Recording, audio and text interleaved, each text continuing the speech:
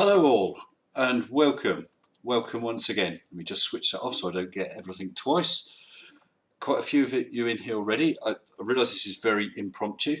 It usually is, but this seems even more last minute than normal. So let's see who we got in on the house, or in the house. Mozart Alice, Mist, good evening. Joseph Petrick, hello, hello. A NASA payroll system. I have got the receipts. I will put my claim in momentarily. And am I avoiding him? Mr. Dean Smith, hello. And Synaptic, good day to you. Okay, I can't avoid it anymore. Eadwulf Slecgwyrhta. Has he got it right? Please tell me. Eadwulf Slecgwyrhta. I hope so. Saturday night is booze night, NASA. Yes, you, Synaptic. You. Good evening. I don't recognise your name. First time here? If so, very, very big welcome to you. Right, let's see. I'm going to make sure my Discord is loaded so that if we have anyone wanting to come in, it would help if I'm even on the right channel. And that's me in there. Okay. Right, anyway, I hope you're all well. 9 o'clock hero, double Gloucester with gives. I presume you mean chives. Norb. Caliban, good evening to you, whoever Mr. A is. Guys, your typing's atrocious. I thought mine was bad. Still, I normally make mistakes. Close enough. I'll keep trying until I get it spot on.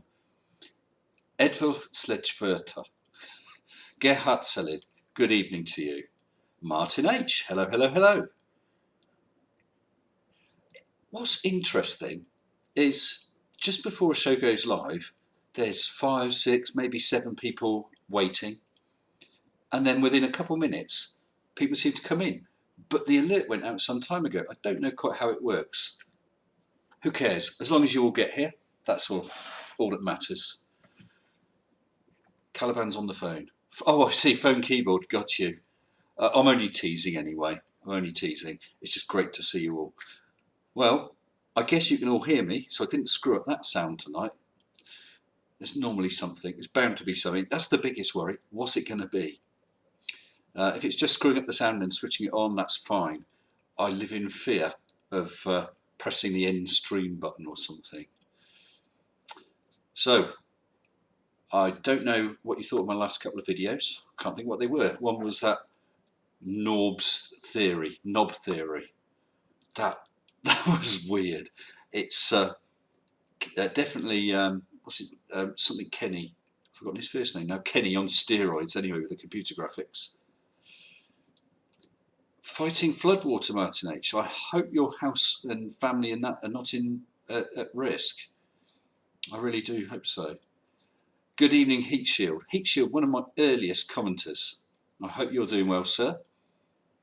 Yeah, so there was Knobs World and Peter and Pete, as was pointed out by a couple of people, low-hanging fruit.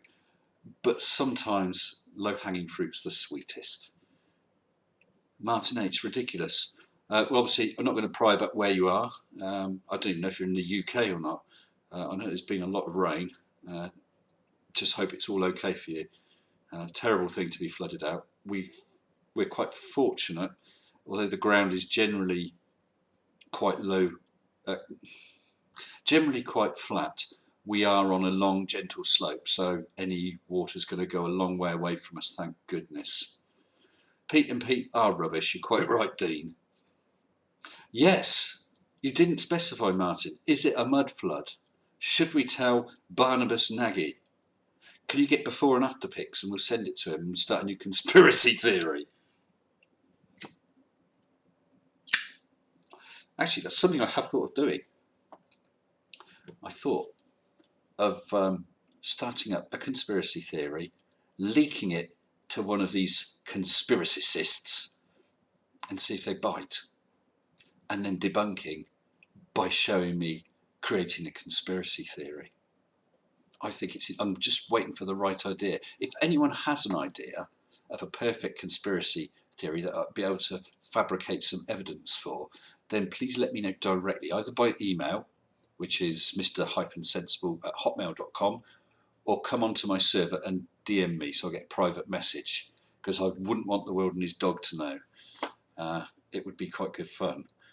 Well, Mr. Josef Petrick has just super chatted, nice and early in the evening, thank you. €2. A small thank you for the content from Slovakia. Thank you very much, and a good evening to you in Slovakia. Thank you. Appreciate that. I've got too many screens going once more, of course. Kristin Frost Laserbeams. I haven't seen you for a while, Kristin. I saw you chatting on someone else's stream. I'm not sure if it's pre-recorded one or if it was live one I was watching. I don't know. But I saw you on there and I just thought, I haven't seen you for a little while, and I thought perhaps I'd upset you. Ooh, I was a bit worried. Rex Kenny. The best with a spherical Earth is that all are on top of the world. Now there's a positive thought. Yeah. Santa does not exist. Oh dear. E-juice. Oh, let's see. Oh, I see. Okay. Anyway, I hope that this evening finds you all well. I think it's a Saturday night. As most of you may be aware, I work a 6 on 4 off rotating shift pattern, early to late nights, which basically means it totally screws up your sense of time. Tonight feels to me like a Wednesday evening or something. Certainly not like a Saturday night. If it is, it is Saturday night. Yeah, there's no worries, Kristin. As long as everything's okay, that's cool with me. Ephraim Langstrump. Hello all. Ephraim, have I said that right? I'm going to have to set a rule. Only people with English names like Bill or Fred allowed on the channel. Jose JG Gonzalez. Good evening to you. The Earth is fat. Hope you're doing well, sir. Yeah. Who else we got? Sunday 7 AM. How is last night going? Philip, last night is going quite well. How's tomorrow? I want to know, is it going to be good tomorrow? Because if not, I might just lay in bed. Actually, that's quite topical as well. Not the bed, the tomorrow, yesterday thing. I may be doing a video on time travel with 100% proof, but you're not going to like it.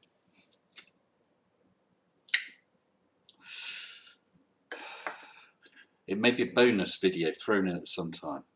Hello, Griffin. Griffin, you've been commenting a lot lately on my videos as well. Good to see you here. It's good to see all of you here. Always good to see all of you here, of course. I think perhaps we need, let's just change this. Perhaps we need to move to somewhere a bit more relaxing. How about this? Some nice waves. Hope nobody gets seasick. We'll see how we go with that. Last week it was a beach scene, wasn't it, with a nice palm tree. Yeah, Eadwulf, I remember you saying that. Yeah, I'm not going to try any other versions of your name. Good evening, TC Lucas. No, sir, you've not missed anything other than a lot of hellos and a very wise comment from, let me just see if I can see it. Can't remember who said it, but basically, with a spherical world, with a spherical Earth, everybody is on top of the world. Right, I've got someone coming in here, I think. And hello. Ah, right, there you go, 9. Right, 9. If you just bear with me a second, I'll get you switched in. Everybody, we have 9 o'clock hero. Let me just switch him on. And there you go, sir. Good evening to you. Good evening, sir. Good evening, everybody. And how are you today? Not too bad, not too bad. I was undecided. I was a bit nervous about joining chat, but... But you've been in before, haven't you? I know, but it's one of those things, isn't it? I'm not one for pushing myself, that's the thing. No pushing required. You're welcome. You're an old friend. Thank you, sir. So what have you been up to? Anything interesting? Not really, no. Just normal, everyday, boring stuff. Keeping keep going. That's the best. That's all I can do. Well, what was it Winston Churchill said? Keep buggering on. Wise man indeed. One of my favourite words, bugger. Yeah, I've used that a few times in my video. I'm quite happy in my videos. I'm quite happy to use that. Sorry, I don't think it's an offensive word. I mean, I know there are connotations. Yes. On it, but it's funny because there's what's the word? Well, what do you think? Here's a word. What if you were scaling this between I don't know, mildly impolite through to downright filthy language? How would you classify, on a scale of 1 to 10, how would you classify the word git? Oh, God. Mildly. Very mild. You know? Very mild, yeah, absolutely. Yeah. Yeah, and that's what, I mean, you think of... I class myself as a miserable old git. Yeah, or he's a boozy old git, or he's a daft old git. Yeah, it's not. Yeah. But I use that, and I use it quite a lot. You stupid git, that sort of thing. Yeah. And both my wife and my eldest daughter were absolutely shocked. I won't even tell you what they thought it was an equivalent word to, but they would have put it firmly up at the number 10 position. I couldn't believe it. No, No, I don't know what part of the country. Well, I do know what part of the country my wife came from, and it's not that it's the other end of the world. I was really surprised. There we go. Oh, Liam Hodgetts, good evening to you. And Philippe Vile says everything is on fire down here. I don't know what he's done to himself. Oh, I've missed a few. Flat Earth Aussie Jesus. Yes, you're on top of the planet Earth, even in Australia. Actually, Flat Aussie, I don't know if you got my email the other day. I had emailed or said to you about getting in contact to arrange one of these chats, and I asked you to email me.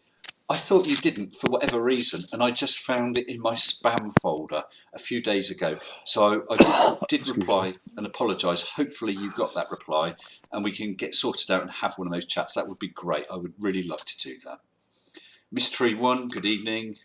And who else? Anyone else? Mr. Jones 72. I am fine, thank you. So yes, so not been up to much particularly then today.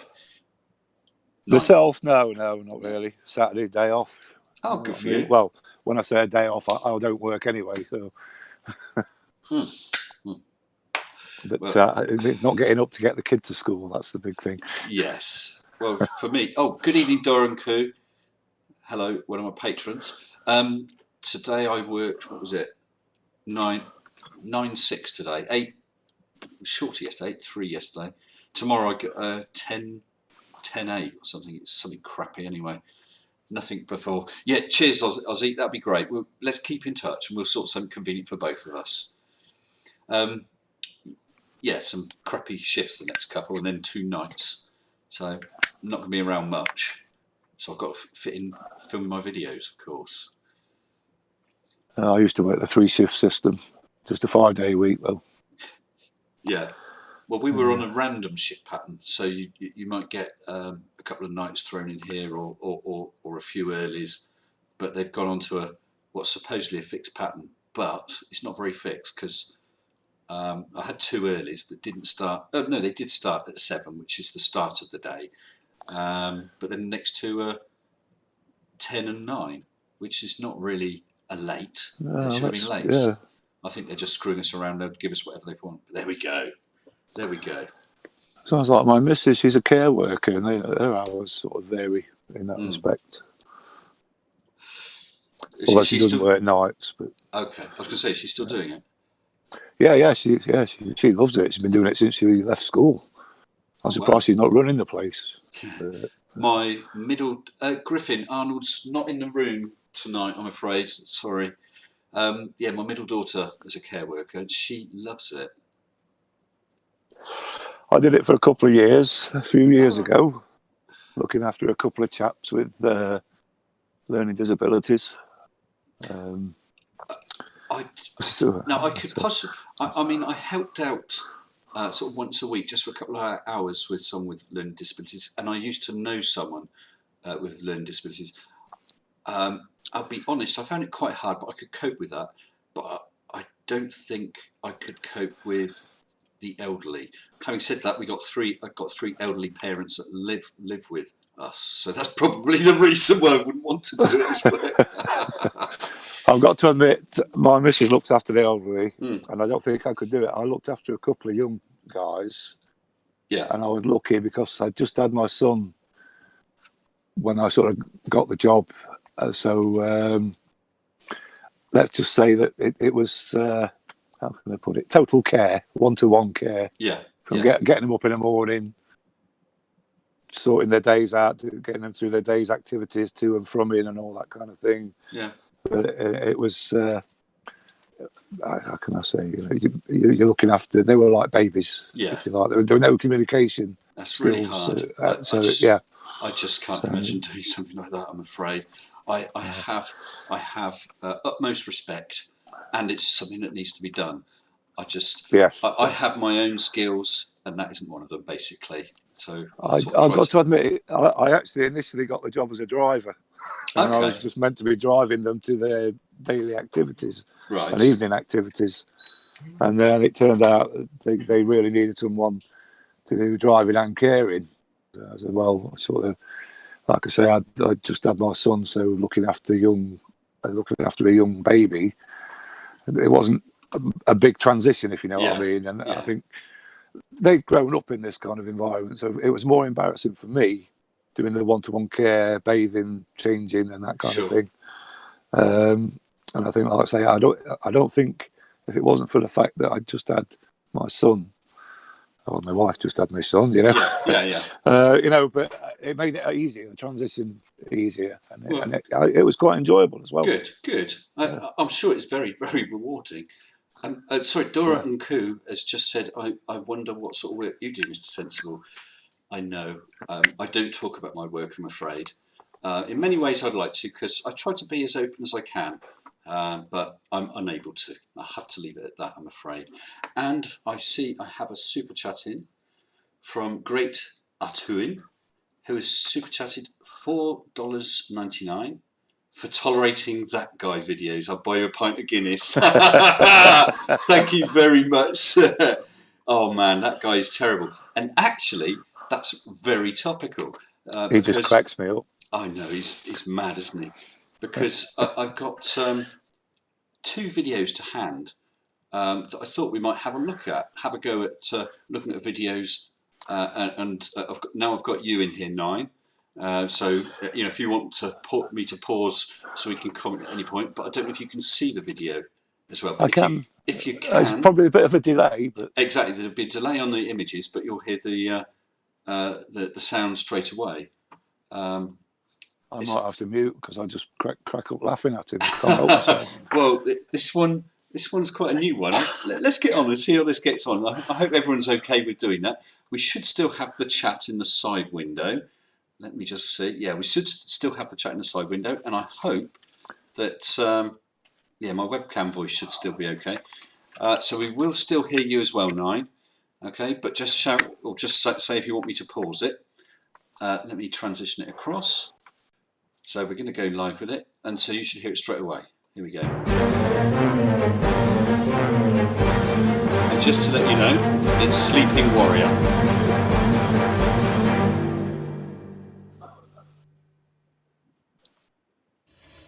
Okay, Hillbilly Blue Balls. Well, I've Simple got nothing question for I you. can still see you talking. This is a pint glass. It stores I've water. got, mind you. That's Yeah. it. I'm I'm using my phone, but I've got it up on the TV. So. You've seen it. It is described as a container because it's containing the water. A bit like your pipe contained the water. But it's an open-topped container. Does it change the fact that it's containing? Rhetorical question. I know your position. You think that it's not a container because it's got a top. I've got no sound. It's got no top. No sound. So let's change the goalposts a little bit. Let's ask the same question but in a different way. That might because it's on the TV and I'm not getting it through the headphones on the phone. Please explain your reasoning. That will be it.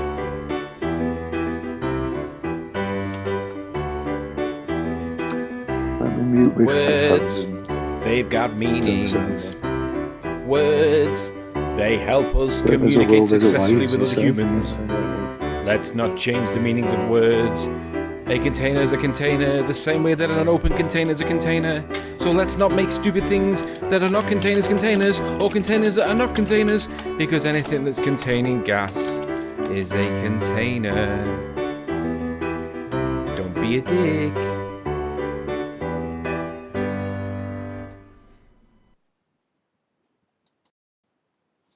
Well, I don't know how much of that you got, 9. Hello, hello. Oh, he's put himself on mute. It's all a bit confusing. I hope that you saw that. And in the middle, of course, I flicked to the wrong window. Yes, Leaking Warrior. What the hell is he on about? He seems to have... I was looking at the comments on that video. A little while ago. And now he's saying that you don't need a lid on a container. You just need a container. The lid is there to prevent entropy, to prevent leaking away. So this is the thing. I mean, it was all about container being a closed container and having gas pressure. And when they showed the experiments with an open container, which is basically what the Earth is, yes, it's like now, it's a container, even though it's got a lid on it. Hasn't got a lid on it. It's a container by definition. But the scientific definition of a container is a closed capsule, if you know what I mean, for gas pressure. I actually can't understand his argument anyway. He says that the reason we've got you can't have a gradient without a container. But unless the lid or the top of the container is in some way pressing against the gas that's within it, it's having no effect on it.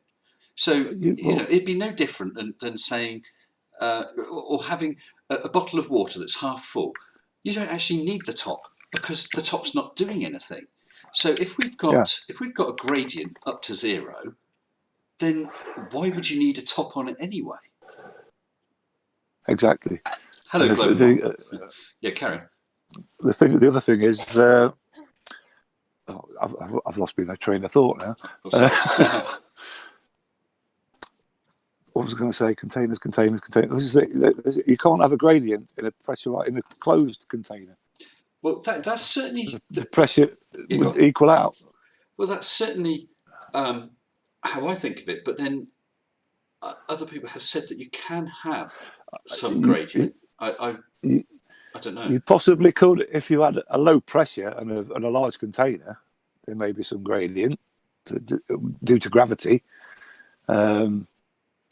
What's the old vacuum chamber that Professor Cox did, the old rolling ball and feather? The Plumbrook, NASA Plumbrook. Yeah, I mean, I dare say when they clear that of as much air as they can, there's still some atoms of air or gases in there. Yes, which will be naturally fall to the bottom.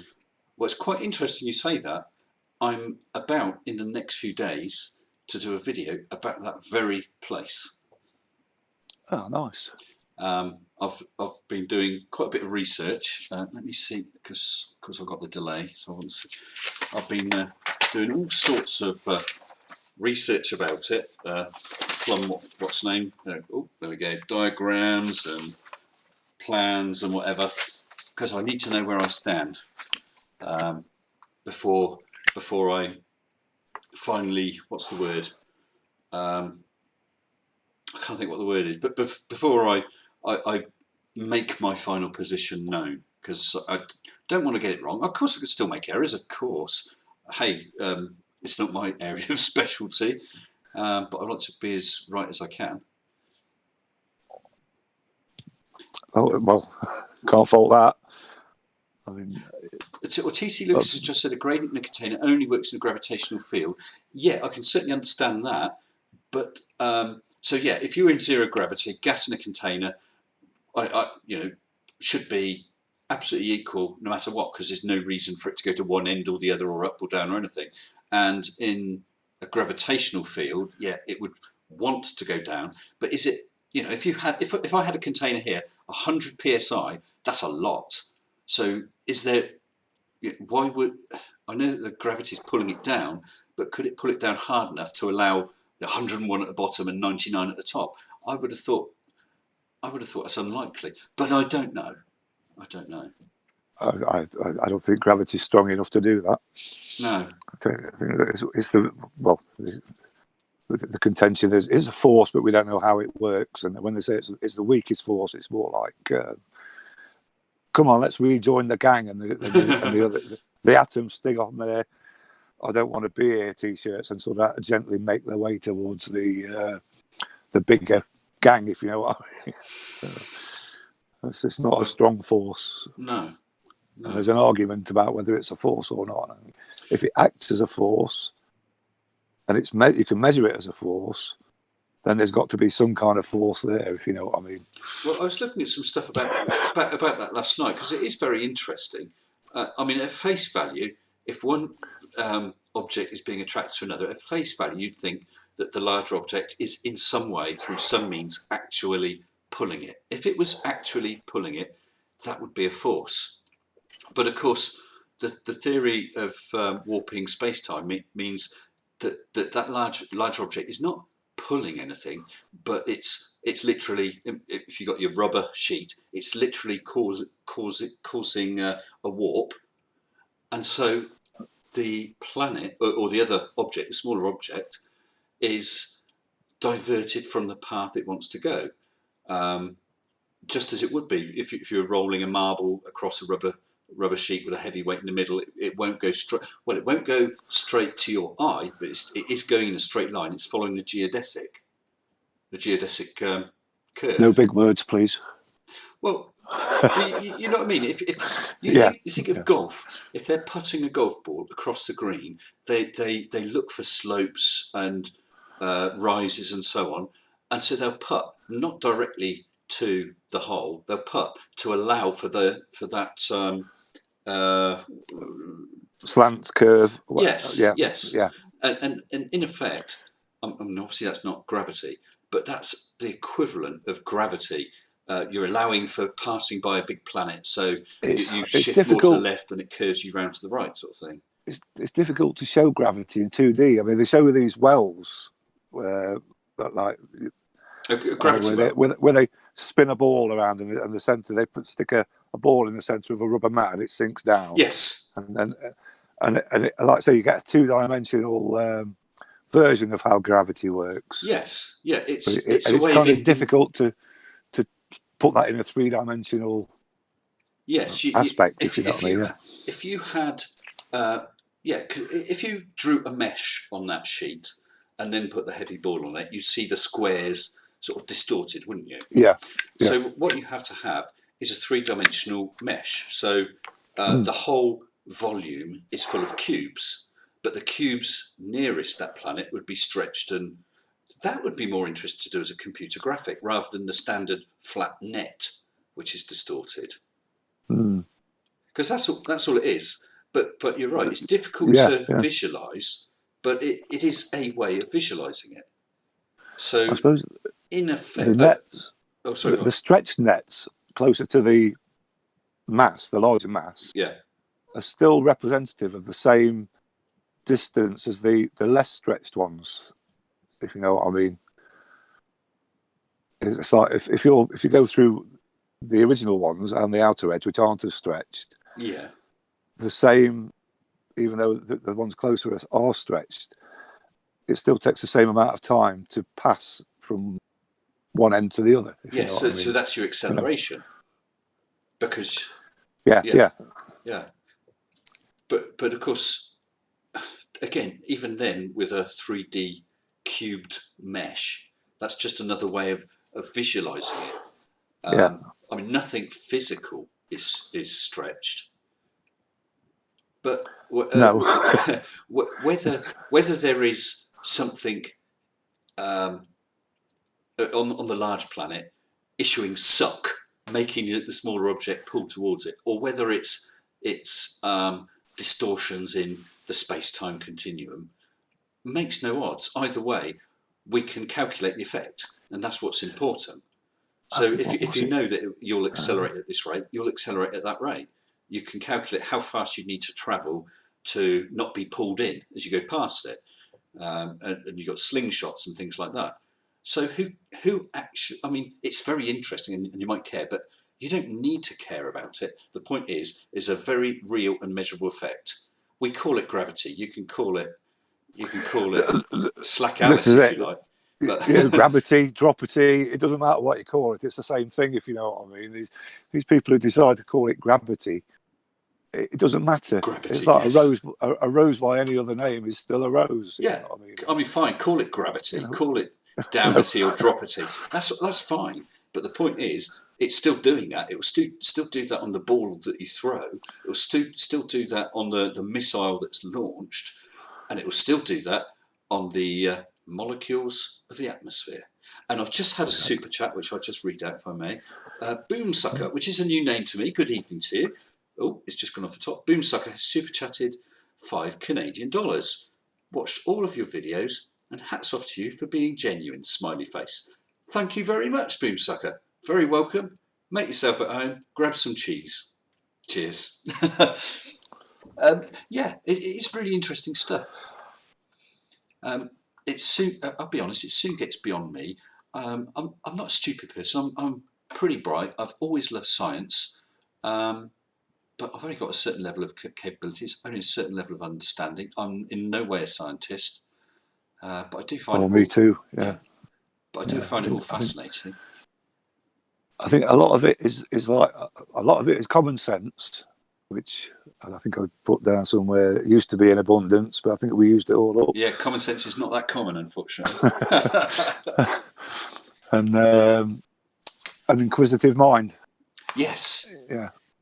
Definitely. Have you ever read? What's his name? A Brief History of Time. No, I haven't. Mr. Hawkins. That's the one.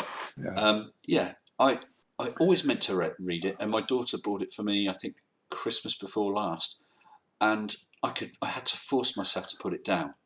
Found it each time. I probably had to read each chapter 2 to 3 times to make sure I understood the concepts he was talking about, and some of them, as you got further into the book, talking about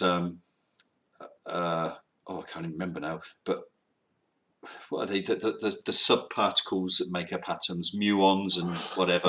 And this muons, one's got gluons and all that stuff. Yeah, this one having a negative spin, up spin, down spin, side spin, and I don't know, foxtrot spin. I don't know, but it was fascinating stuff.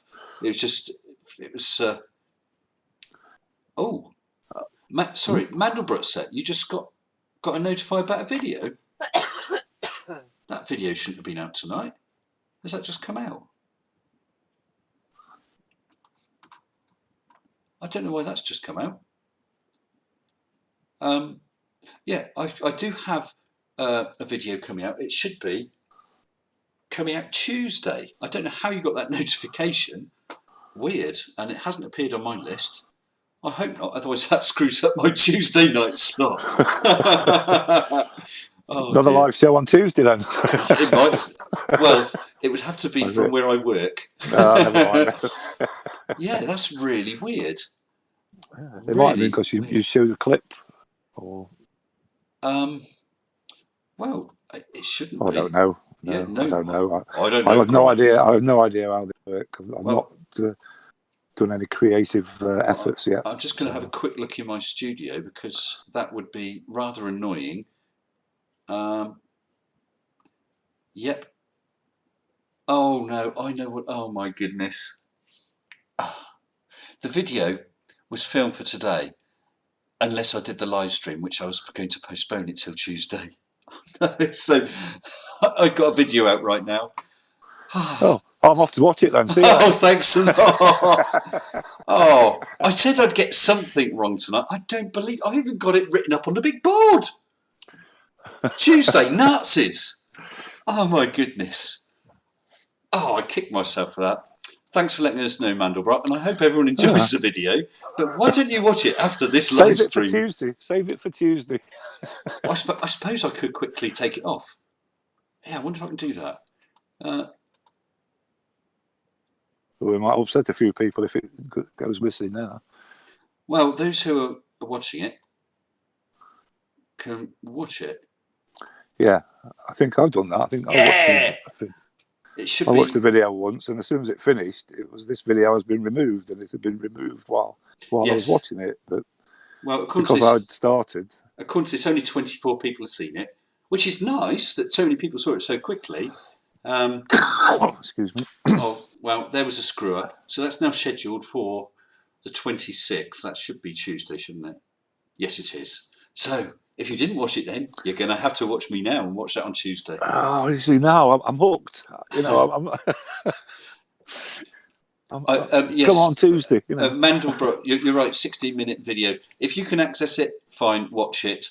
Joseph Patrick, I have just unlisted it. I've never had to do that before. I didn't even know it was possible, but I've done it now. But thank you, guys. And I'm sorry if anyone's thinking, oh, goody, Nazis, and now it's gone. It will be coming soon. It seems so people are having a bit of a ding-dong, a friendly ding-dong, I hope, with Flat Earth Aussie Jesus. Ross, I hope they're not giving you a hard time about your beard, mate. I hope you're all having fun in there. What was that? Yep, it did, Mr. Sensible, says TC Lucas. I'm not sure what it did, but apparently it did. Where were I? So where were we? Yes, we were talking about that book, but you've not read it. I haven't. No. It's. Well, I would recommend it. It's interesting read. I might give it a go. Yeah, I'll have a look around the bookshop, see if I can get a second-hand copy. Oh, so you can get a second-hand copy on Amazon or eBay. Maybe, yeah. Yeah, I really enjoyed it. I might read it again, actually. So, Flat Earth Aussie Jesus is saying, the vacuum is the absolute lack of resistance, hence everything drops at the same rate until arrested by a solid floor.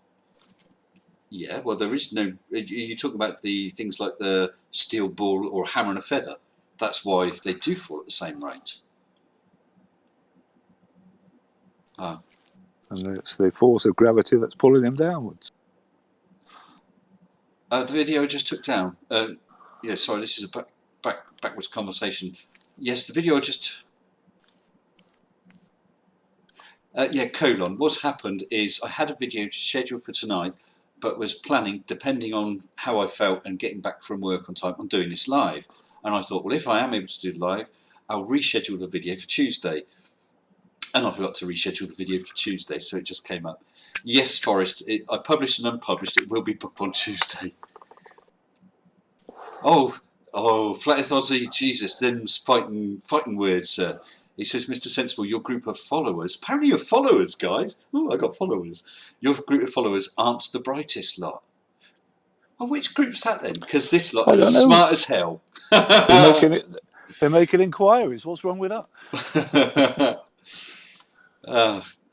Yeah, I'm really going to enjoy a chat with you, Flat Earth Aussie Juice. Like I said, on one of those fireside chats, though, it will be a chat, not a debate. I'm happy to do a debate about something sometime.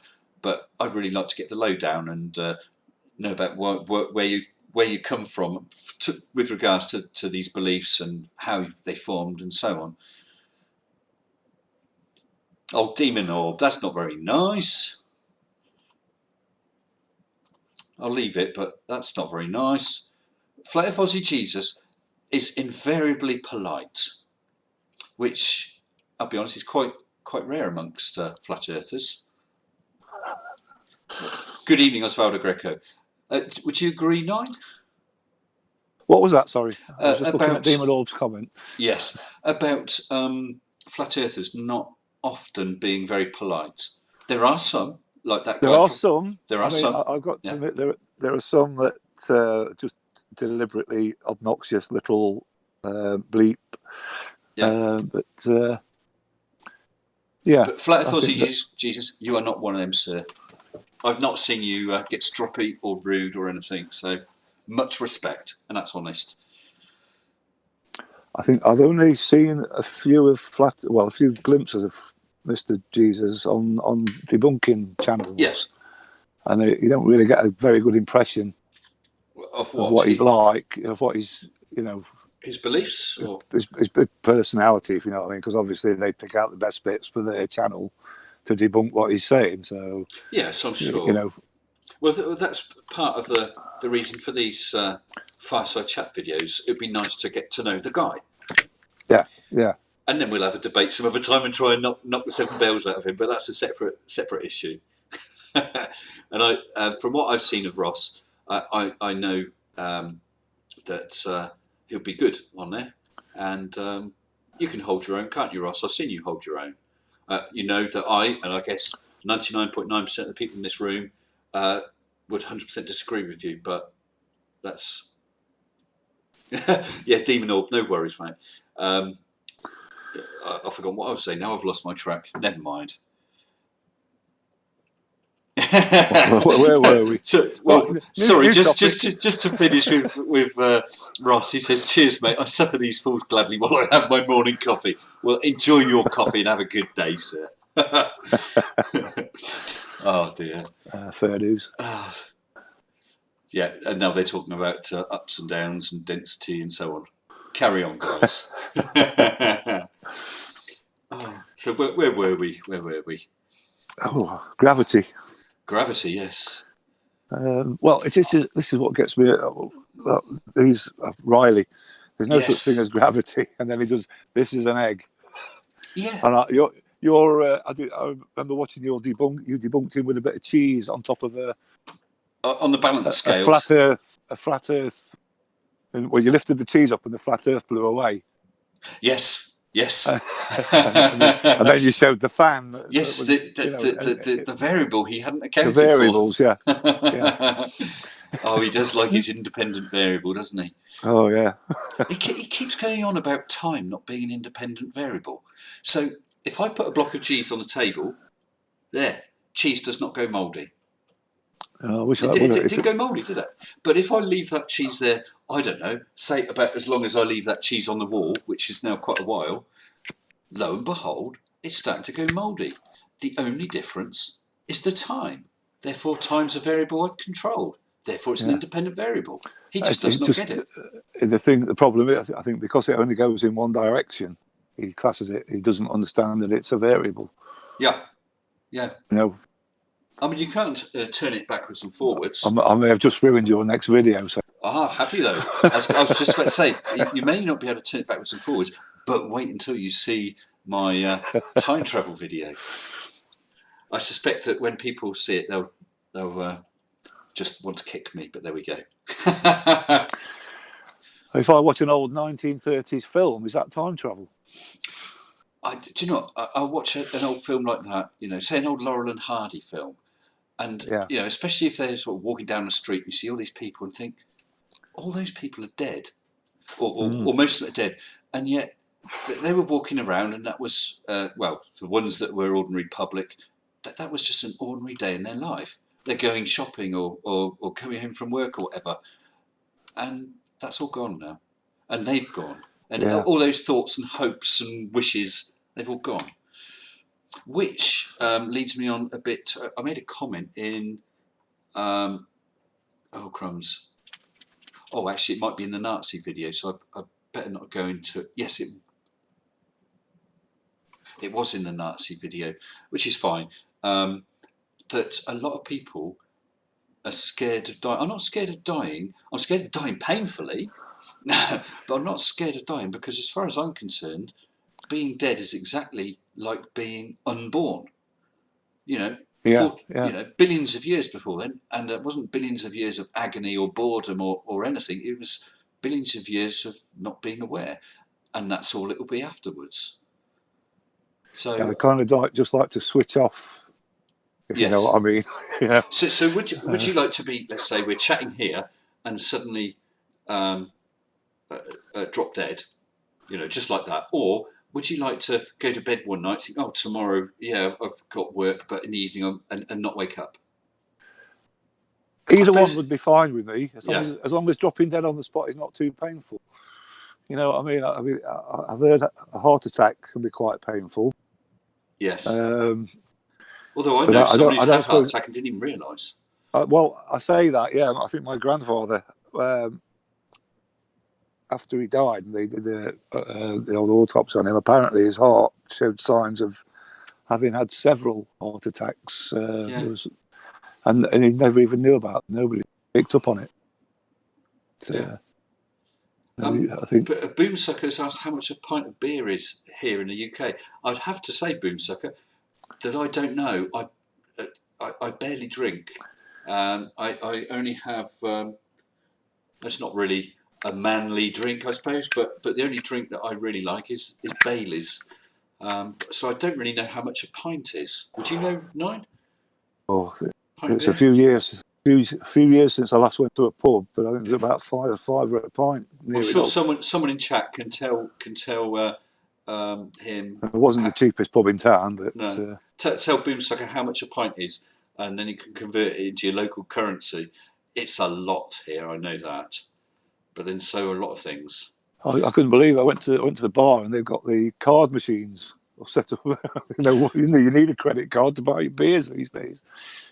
I wonder how many people are paying off credit cards for nights out. It's scary, isn't it? Yeah. It's scary. Dora and Koo has just said that her worst fear is reincarnation. I don't know. It depends who you come back as or what you come back as. Would you know?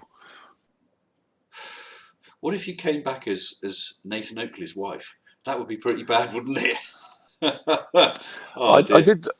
I used to read a lot of books about all kinds of things. I'd read books on witchcraft and all this psychology, this reincarnation thing. There was a book I read about what happens in between. And in between, like this regressive therapy where people go back to past lives. Oh yeah, and they got somebody who went back to where they were in between lives. Okay. And the only thing I can relate it to is something like Deep Space Nine. Who was the changeling fella? Odo, and he went back to his own planet. Yeah. And he joined his. I know, in that sort of lake, like big lake, and this is what the person described it as being like. It was like heaven is. You join into like a big family where everybody is there, and you're all sharing experiences and sort of things, and then until it's your time to come back, kind of thing. Yeah. Well, for me, I'd have to say. I don't really believe that. No, dinosaurs and dogs, and for me, it's just nothing. We're matter, and when we die, it would be funny. If we haven't been cremated, we'll slowly rot away, and our various molecules and atoms will be reused and recycled. So we don't really end. And of course, we're made of star stuff originally. Exactly. Yeah. Tusk says, Bayliss, hand your man card in over to the authorities at your first convenience. And Colon says a pint of Bailey's is about 15 quid a bottle. Yes, it is about 15 quid a bottle. I'm sure you can get it cheaper than that. Well, yeah. Although Mrs. Sensible bought me a fake Bailey's one time. She came across, which was cheap. Yeah, but actually that wasn't bad. Then she bought me another one, and it was bloody awful. I had to tip it away. It was that bad. So I'm back on the real stuff. But I barely drink. It's not a case of being anti-alcohol, although, you see the effect on some people. Well, I'm saying nothing. Yeah. Well, maybe you'll just fall asleep, Nine. And for those of you who don't know, there was a live stream about 3 weeks ago, and who was the other person? There was both Nine and someone else. Both fell asleep. Was that Colon? No, it wasn't you, no, Colon, was it? No, I can't remember who it was. Somebody that else. Was so funny. And we had two of them snoring and had to mute them. Bailey's is fine coffee. I was quite surprised because I got very little flack from that. Considering the amount of people who were on the stream. Yeah. And the amount of people I've sort of spoken to since then, or not chatted with on various other pages and whatnot. And there's been very little sort of comeback from my drunken escapade and my wandering. Well, it was nothing. It was nothing nasty. You were in a good mood, and then sort of slipped away. Not a nasty man. I'm not a nasty drunk.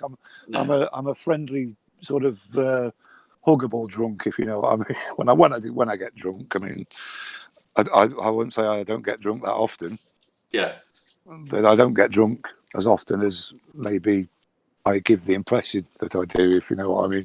It's all a show. It's all a front, isn't it? Well, this is it. I do sort of push it a little. Well, I don't push it so much now, but I used to push the old whiskey and whiskey emojis, and I'm having a few in the chat. And it's like I think I've got a case of wine next to me. Well, I used to work with someone who seemed to think that the be all and end all of life and the idea of doing anything sociable is to get smashed at your head. And at work he'd say, "Oh yeah, going out tonight, I'm going to get absolutely mullered."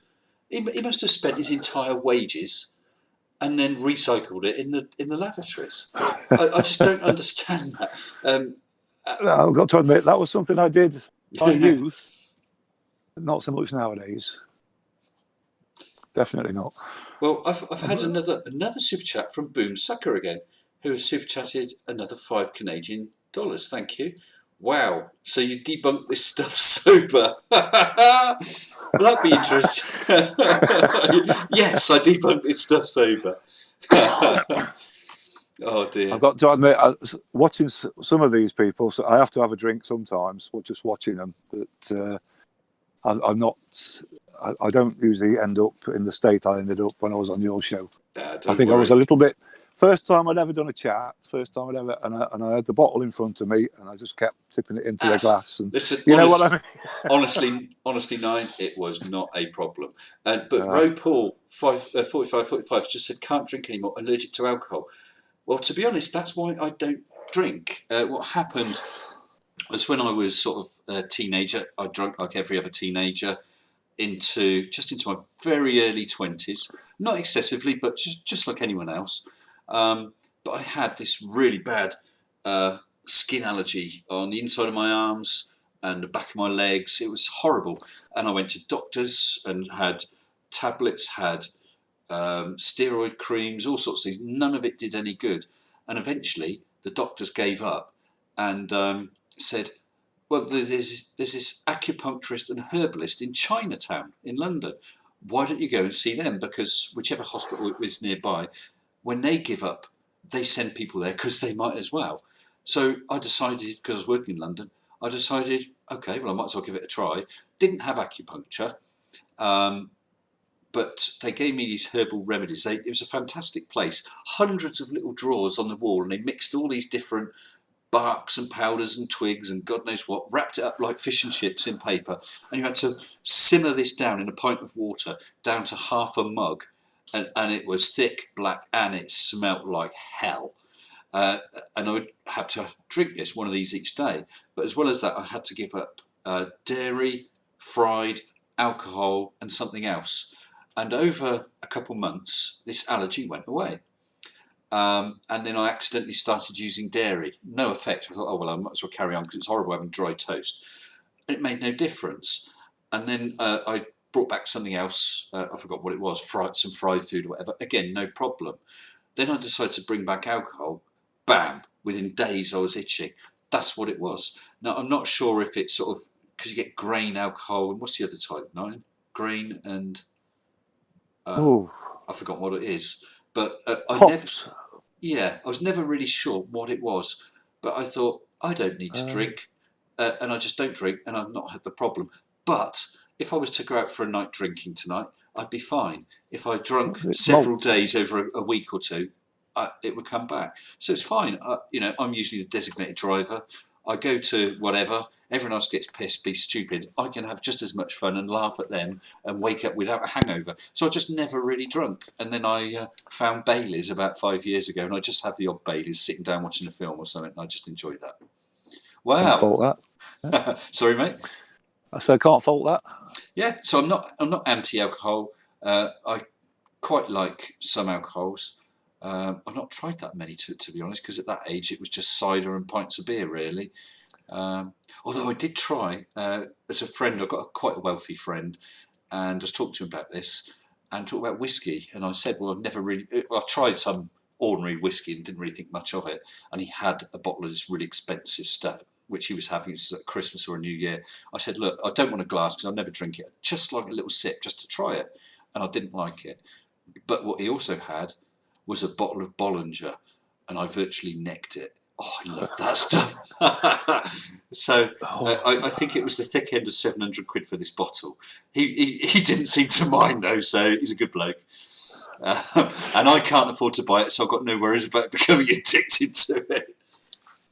I remember back in the Marcus, I do drink, as I said. I'll have the odd beer and Baileys, and that's it. Boom sucker. I tell at 9. I know that a couple of times I was just about to speak and then you spoke, but I've just got to say this. No, say hello to your people. That's what. Well, a boom sucker has just super chatted again. Another 5 Canadian saying, I'm officially your newest Patreon, and my drink is empty, so I must sleep. I have a ton of subscriptions, but I watch yours straight away, so keep at it. Boom sucker, thank you very much again for the kind super chat, but also becoming my patron. I really, really appreciate it. Hopefully you get the automated email. It should explain most things to you, and there's methods for you to get in touch with me. It's great to meet you, and thank you. Wow. How about that, Nine? Sound. Can't fault that. Isn't it just? I've got to admit, I dropped out Bob the Science Guy to come on to the Mr. Sensible. I'll have to flick back over to him after this. Wow. Well, no, it's the Shills next. Oh, wow. So I've beaten Bob. He's a nice guy, isn't he?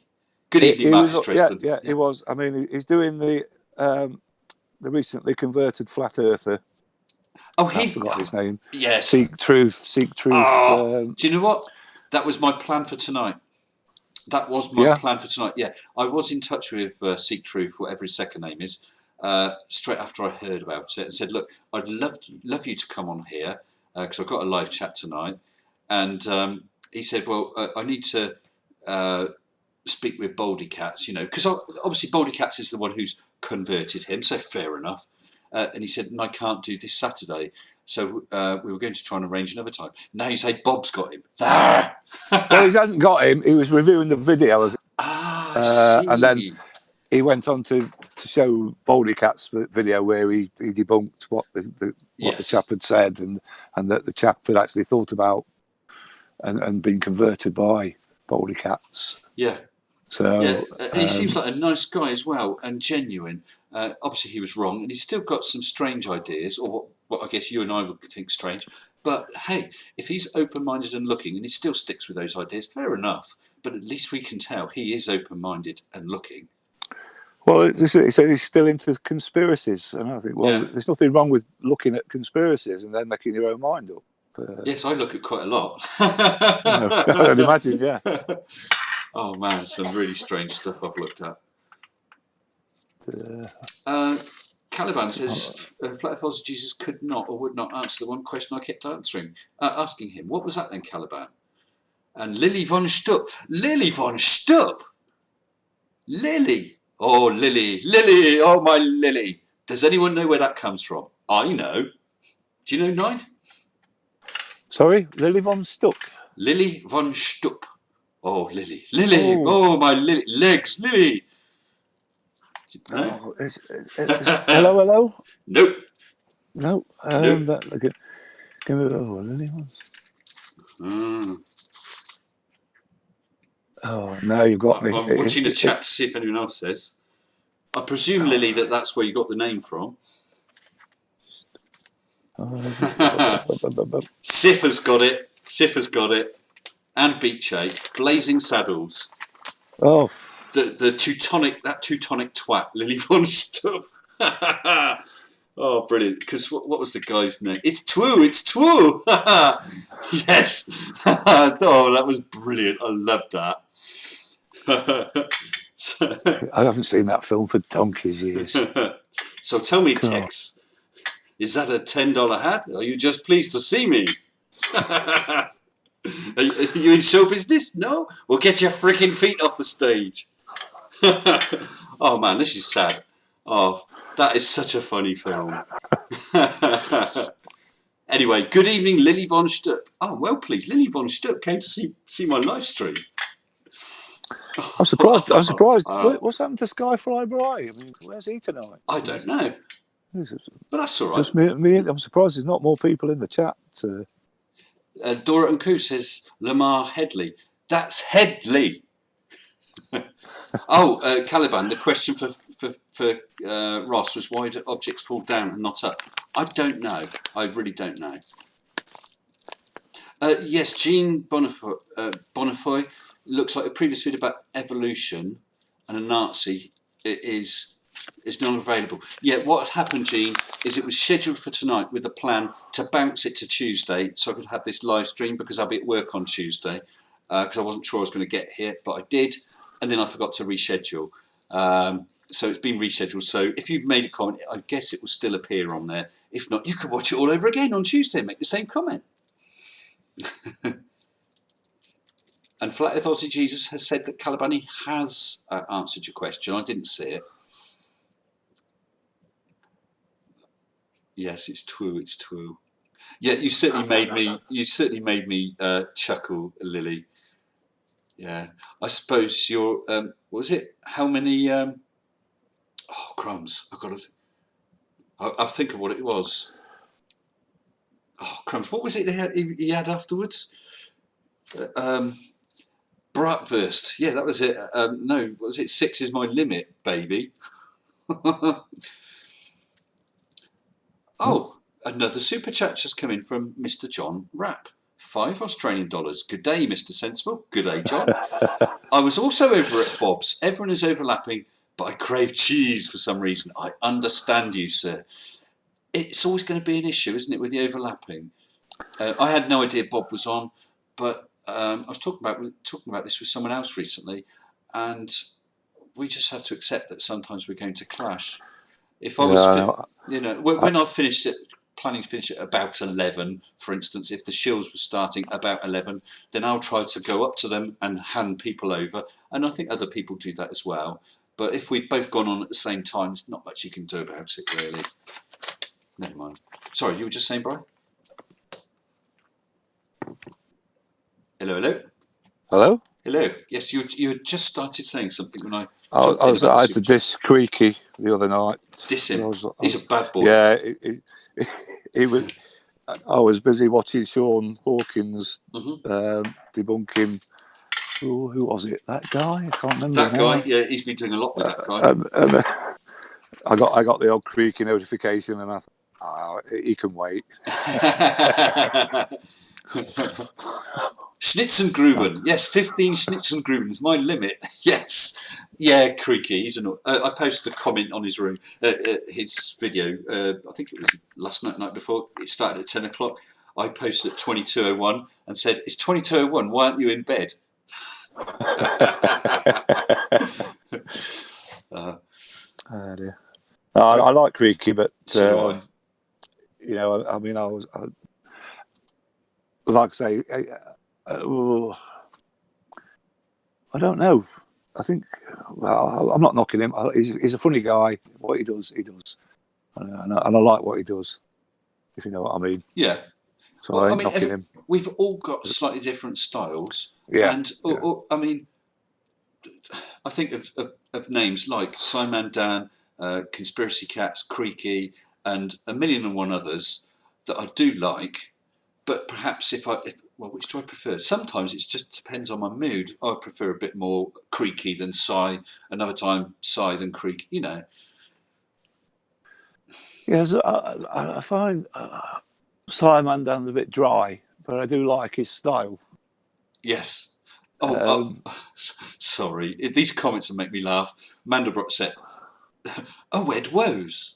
How romantic." Oh, brilliant. Oh, dear.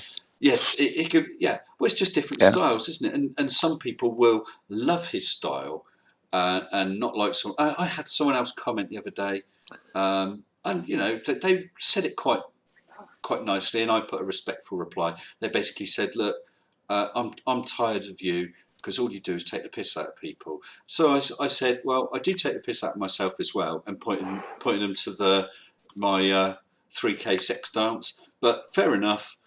Good luck. You know, we're not Fair all going to enough, like yeah. it. Yeah, because if I did something to suit him, then lo and behold, at 9 o'clock here, he decides, well, I don't like that style anymore. I'm going elsewhere. So all I can do is be me and hope that a lot of people like it. And so far they seem to, which is very nice and very appreciated. Exactly. I think if you pander to everybody, you're going to get nowhere because you're going to be tearing yourself apart. Yes. You know. Yes. You might as well just be who you are, and people. I mean, I see you as a genuine fella. Thank you. You know what I mean? Genuine, and your style. I like your style. You come across as being very genuine, very open. I try to say, be. Listen, I try to be. I'm not trying to pretend to be anything I'm not. I just can't reveal everything that I am. Exactly, yeah. And I don't see why you should. You know what I mean? Marcus. Yeah. I mean, actually, one thing I'll ask, if I can ask you and the room, with my last few videos, basically the one since I got the new video editing software with the new front end, a new title intro, through the videos, what I'm often done is I put background music in. Can people let me know, how is my sound balancing generally? Because it is something that I know I have difficulty with, partly probably down to my hearing, but also partly probably not knowing the best way to do it. I thought it was going a lot better, and I feel I've had less comments saying, whoa, your sound's out of whack, but I still have had one or two. So if people could let me know, that'd be great. I hate to say this, but I don't pay much attention to the beginning. You're just watching your watch. Isn't it bloody over yet? No. I mean, you know, I listen to the music and I look at the titles and I think, come on. Yeah. Although let's see what you've got. The title sequence is actually shorter now, because I used to put on a couple of, I used to put on the a little intro with a planet, I think, then the title, then a caption. Now it's a bit more compressed. But Martin H has not noticed a problem. No, nor have I. I was balancing using my main sound system, but since it's a full fat surround sound system with a big subwoofer, it's as clear as a bell. And then someone said, we really ought to do it with headphones, and I did it, and I thought, actually, I can, and I balance it a bit better. So I just wondered if I'd managed to get it. I thought I had, and one or two said, yes, Lily von Stupp, OJM, it's true. I do have headphones on, and that's how I balance it now. So I record it just using my general sound and not worry about it, because it's easier to listen to for editing and filming, so I'm not taking them on and off all the time. Then I go through again and balance. Who's lighting up? Oh, light up. Thanks, Ray Paul, for 45, sorry. Wow, we're going all over the place tonight. Not Bri, it's 9. 9, yeah, I was going to say, when you said Bri earlier, I thought, I was wondering who you were talking to. And then... Well, I'm sorry if I called you Bri. And Ray Paul, yeah, I'm sorry, it's one of those things, just endlessly fiddle with my lighter. I shall put it down, sorry about that. And John Rapp says, the voices in my head tell me they like the background music, it resonates with them. Sorry, Lucian Andrews, why did I hide the other video? It's only because of time. I'm going to stick a message up in a minute. It was basically scheduled for tonight with a plan to bounce it to Tuesday, because I was hoping to do a live. I am doing a live and forgot to bounce it to Tuesday. So it has now been bounced. So it will be back again. Yeah, I need to do that. Sorry, I tell you what, you have the floor for a minute, 9, while I quickly do this. Oh, yeah, cool. 9's going to keep everyone entertained for the next 2 minutes. Oh yeah, my special skill. Yeah, go on. So, what are you going to talk about? Your specialist subject. I haven't got a specialist subject. Someone in the chat give us a subject, and I'll give you my opinion. Of course, there'll be a delay, I'm afraid. Lord of Hornets, welcome. Evening to you, sir. Oh, okay. I won't be long, Bryce. Sorry, mate. Well, that's unforgivable, really. I feel terrible now. It's on fire. Is that word dumpster fire or we're on fire? Where are we going with that? Oh, excuse me. No.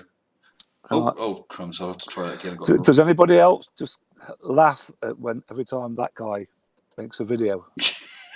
Does it just brighten your whole day up?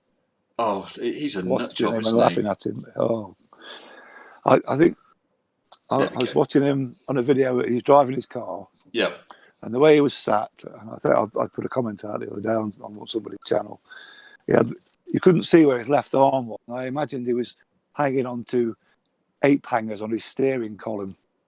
But he was going on about why he doesn't wear a seatbelt. I'm not letting the government tell me what to do. Is that what he said? Tell me not to wear a seatbelt. That's why I don't wear a seatbelt. And perhaps he'd like I hope you run into yourself the other way one day, mate. Then you'll find out why people wear seatbelts. I hope that if he's not going to let the government tell him whether to wear a seatbelt, I hope he's happy explaining to Sir Isaac Newton why he didn't wear a seatbelt when he meets him.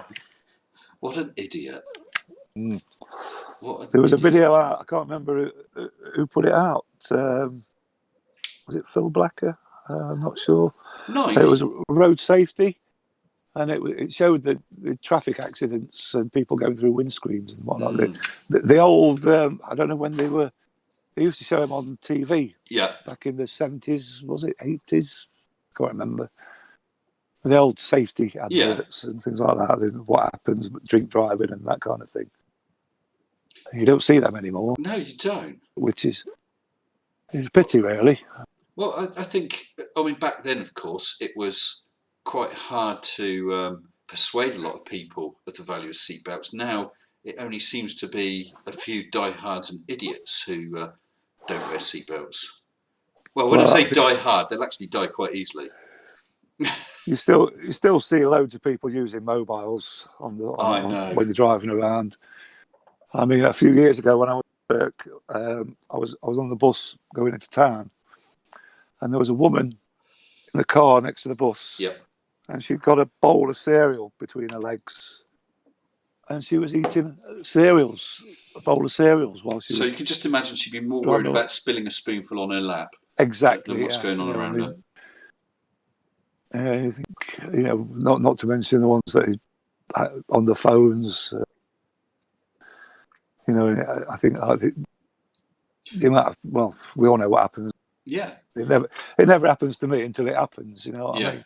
Well, when I got my first phone, and it was not illegal at that time to use them while you were driving, but I'd gone somewhere for an interview, I think. And I was just driving back, and I thought I'd ring Mrs. Sensible just to let her know how I got on. And it was a fairly quiet country road, and I just started speaking to her. And I wasn't distracted too much by her, the conversation, but I literally just started the conversation. But I came to a bend, and something shocked me, and I wasn't really, and I just sort of mounted the grass verge, and I thought, this isn't safe. So I ended the call.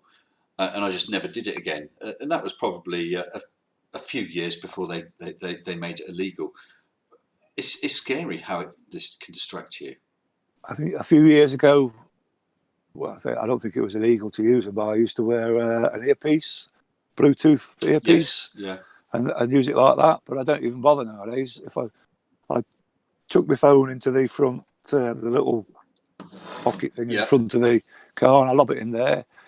And if it rings, it rings. And, luckily, these days, the phone automatically, if you're in motion, the phone won't ring. I think that's great. I'm not sure if it sends a message to the person who's phoning, but it just comes up. Apparently. You have an option to say, are you driving or not? Yes. I don't do it. I only when I've stopped driving and picked the phone up. Right, a couple of things. 274727 says a woman was shaving a bikini area while driving and caused a car accident in Cudjoe Key near Key West. Can you imagine that? If she ended up injured and had to explain what she was doing. And Tusk says that the barracks he was posted at, the commandant put the wreck of a car the BSM had crashed and died in while he was pissed at the front gate. best anti-drink driving advert ever. Actually, that reminds me, I was travelling through Hungary when I was about 13 years old with a family member in Hungary. So there's another little bit of information. And on this particular route between Budapest and another major town, there were lots of car wrecks at the side of the road. And I asked him about this, what's happened?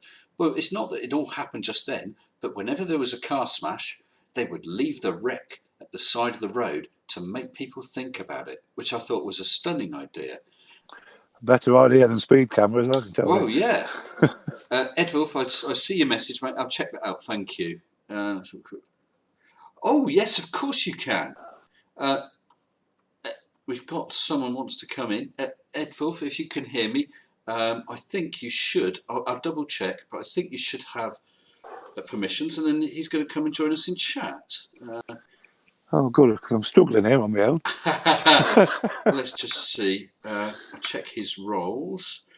Yes, Eadwulf, there should be no problem. Just come in chat, headphones on. If you've got loudspeakers, if you can turn them off. Otherwise, we'll all get horrendous feedback. Just come in and say hello when you're ready, mate. That'd be great. If anybody can hear this, this is my can of Coke. Yeah, right. Yeah. Or is it your Anthony Riley impression? Oh, dear. Good evening. Good evening. Good evening to you, sir. And how are you, Mr. Eadwulf Slecgwyrhta? Oh, go on, you say it. You say it. Eadwulf? Yes. Slecgwyrhta. Slecgwyrhta. Correct. I got it. I better refill my Patreon role. Eadwulf Slecgwyrhta. Listen, I'm going to do my best anyway, all right? How are you tonight, sir? I'm very good, sir. I thought I'd jump in since we've been going down the realms of traffic after what we were discussing the other night. You'll have to remind me, what were we discussing the other night? Advanced driving systems. Oh, yes. Yes, now this might be interesting to get your view on this night.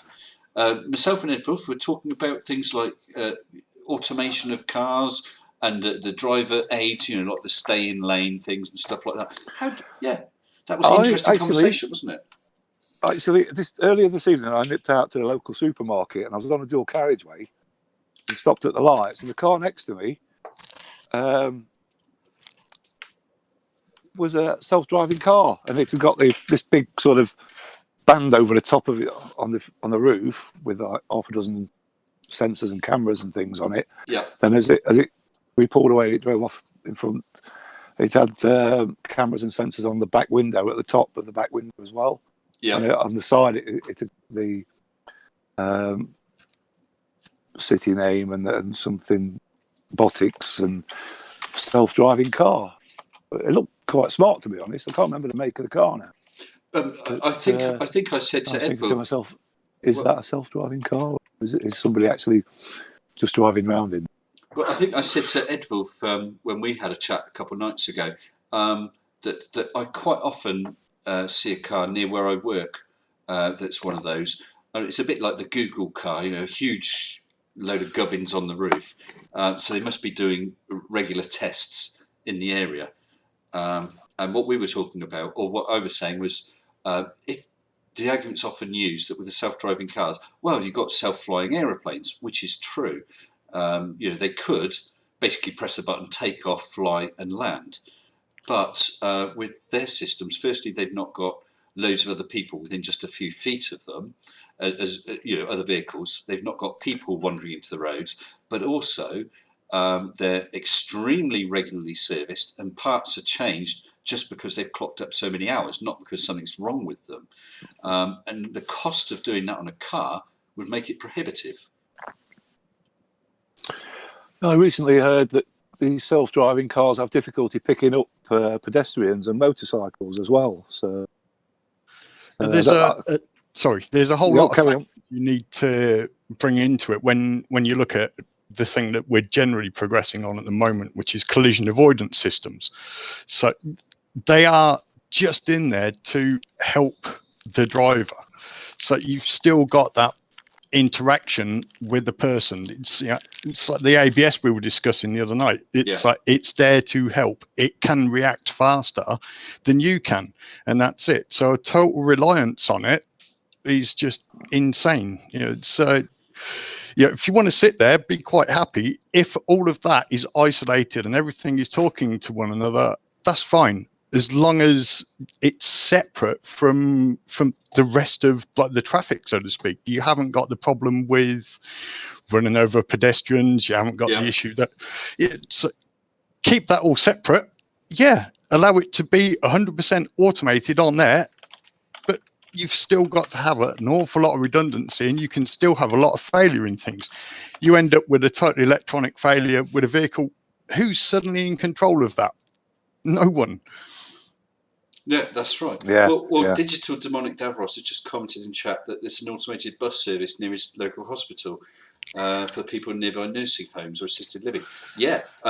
But I've seen some of those that are automated along very, very set routes. I think have they got one in Milton Keynes? I'm not sure, but it's literally a sort of 5 mile an hour thing along almost a guided route. Whether they're following painted lines, I don't know.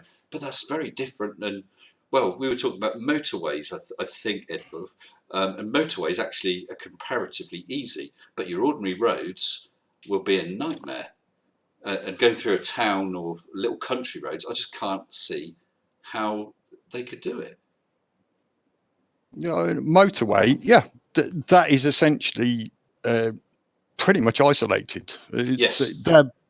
Everyone's going the same way, aren't they? Roughly the same speed. They're the safest roads in Britain, motorways, because you've got that isolation. You haven't got people suddenly joining you. Yep. It's there.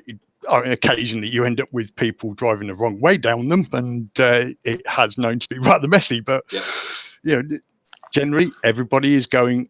We're all doing about 60 to 70 mile an hour, and we know that the about bit is we'll leave it at about.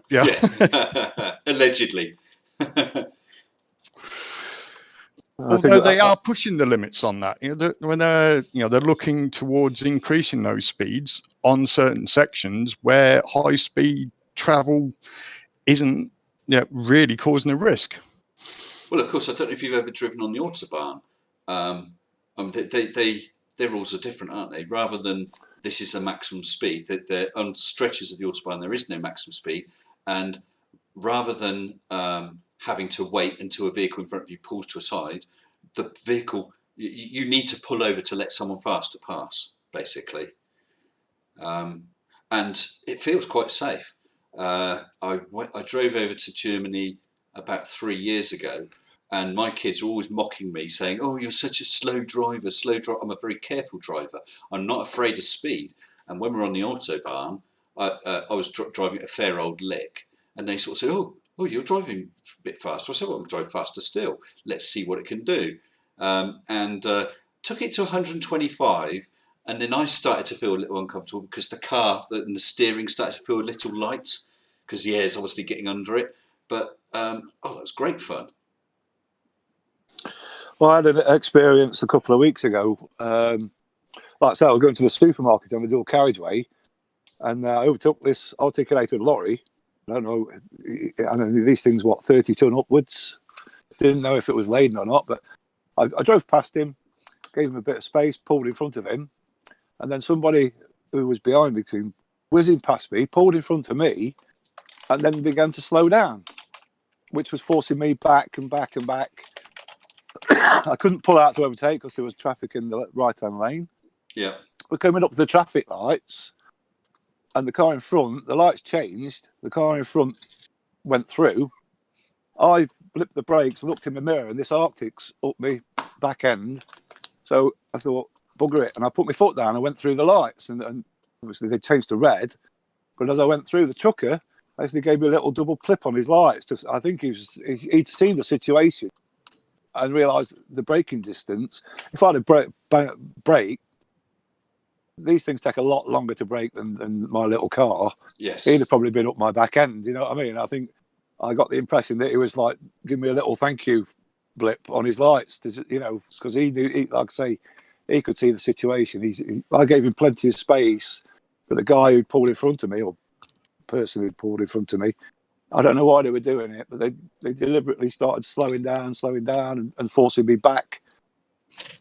And then, like I say, they went through the lights, they made it through, the changed as they were on them. By the time I got... I don't know why... And I think, how would a robot have reacted to that situation? An automatic car? Well, would it have been able to... Well, can you imagine if you knew that car coming up was an automated car, or if most cars were automated but yours weren't, you could just do whatever you want, pull out in front of them, because you know that they would give way, because they're not going to be aggressive. They're just going to follow the rules and act defensively and so on. I don't know. The thing is, it's like that's how a lot of accidents are caused, by people who get away with it, sort of thing. The guy in front, if I'd have put my brakes on and braked hard, braked for the lights, and this truck behind me had ploughed into me, the guy who'd slowed me down in the first place and reduced that distance, he was off. He wouldn't have, may have not even been aware of the accident that was basically his or her fault. You know what I mean? Well, I think a lot of accidents are caused like that. I think if it's down to me, I would tip this on its head. If you want to reduce, I mean, you're always going to have accidents, but if you want to reduce accidents, then you really make it clear and demonstrate that driving is not a right, it's a privilege. So, for instance, I wouldn't know about sentencing, but let's say if you get caught drink driving, you get a big fine and a large number of points on your licence. A second, perhaps you get a ban for a while. Third time, that's it, no more. Your licence is revoked forever. And, and I'm not just picking on drink drivers, but other people, whatever it is, you get caught with no insurance. So the first time you get your car seized until you get it insured and various things. But then after however many, right, that's it, you've lost it forever. And really crack down on people. And okay, the first few people, it'd be quite harsh because they'll lose their license forever.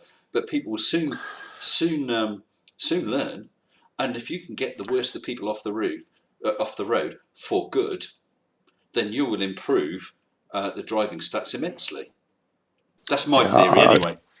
I've actually got a camera in my car now. Yeah. And I suppose I could make a video on all the bad driving that I've seen, that I've experienced. The people just not knowing what lane they're supposed to be in and just cutting people up. Yeah. Chopping lanes just because they, instead of you make a mistake, if you want a roundabout, why not go round the roundabout and come back, Well, we've got some roundabouts. Some people off, Well, we got some roundabouts they built over the past 6 months to a year in my area, and one of them, the lanes are so bad. They've got something wrong with it, like either the size of the roundabout in its entirety and the size of the island in the middle, so that if you're trying to basically go across it, you don't just have to go round a bit. It's almost like you're heading in the wrong direction. That the lanes feel so wrong on it. And then there's another roundabout that has it goes from 2 to 3 lanes just as you reach the roundabout. And then on the roundabout, there are no lane markings. And what do people do? They just head straight for the direction they want, cutting people at left, right and centre. It's a nightmare. Oh, Golden Skeptic says Nathan Thompson has got another flat smacking video. Pathetic. I'll like to have a look at that. Thank you.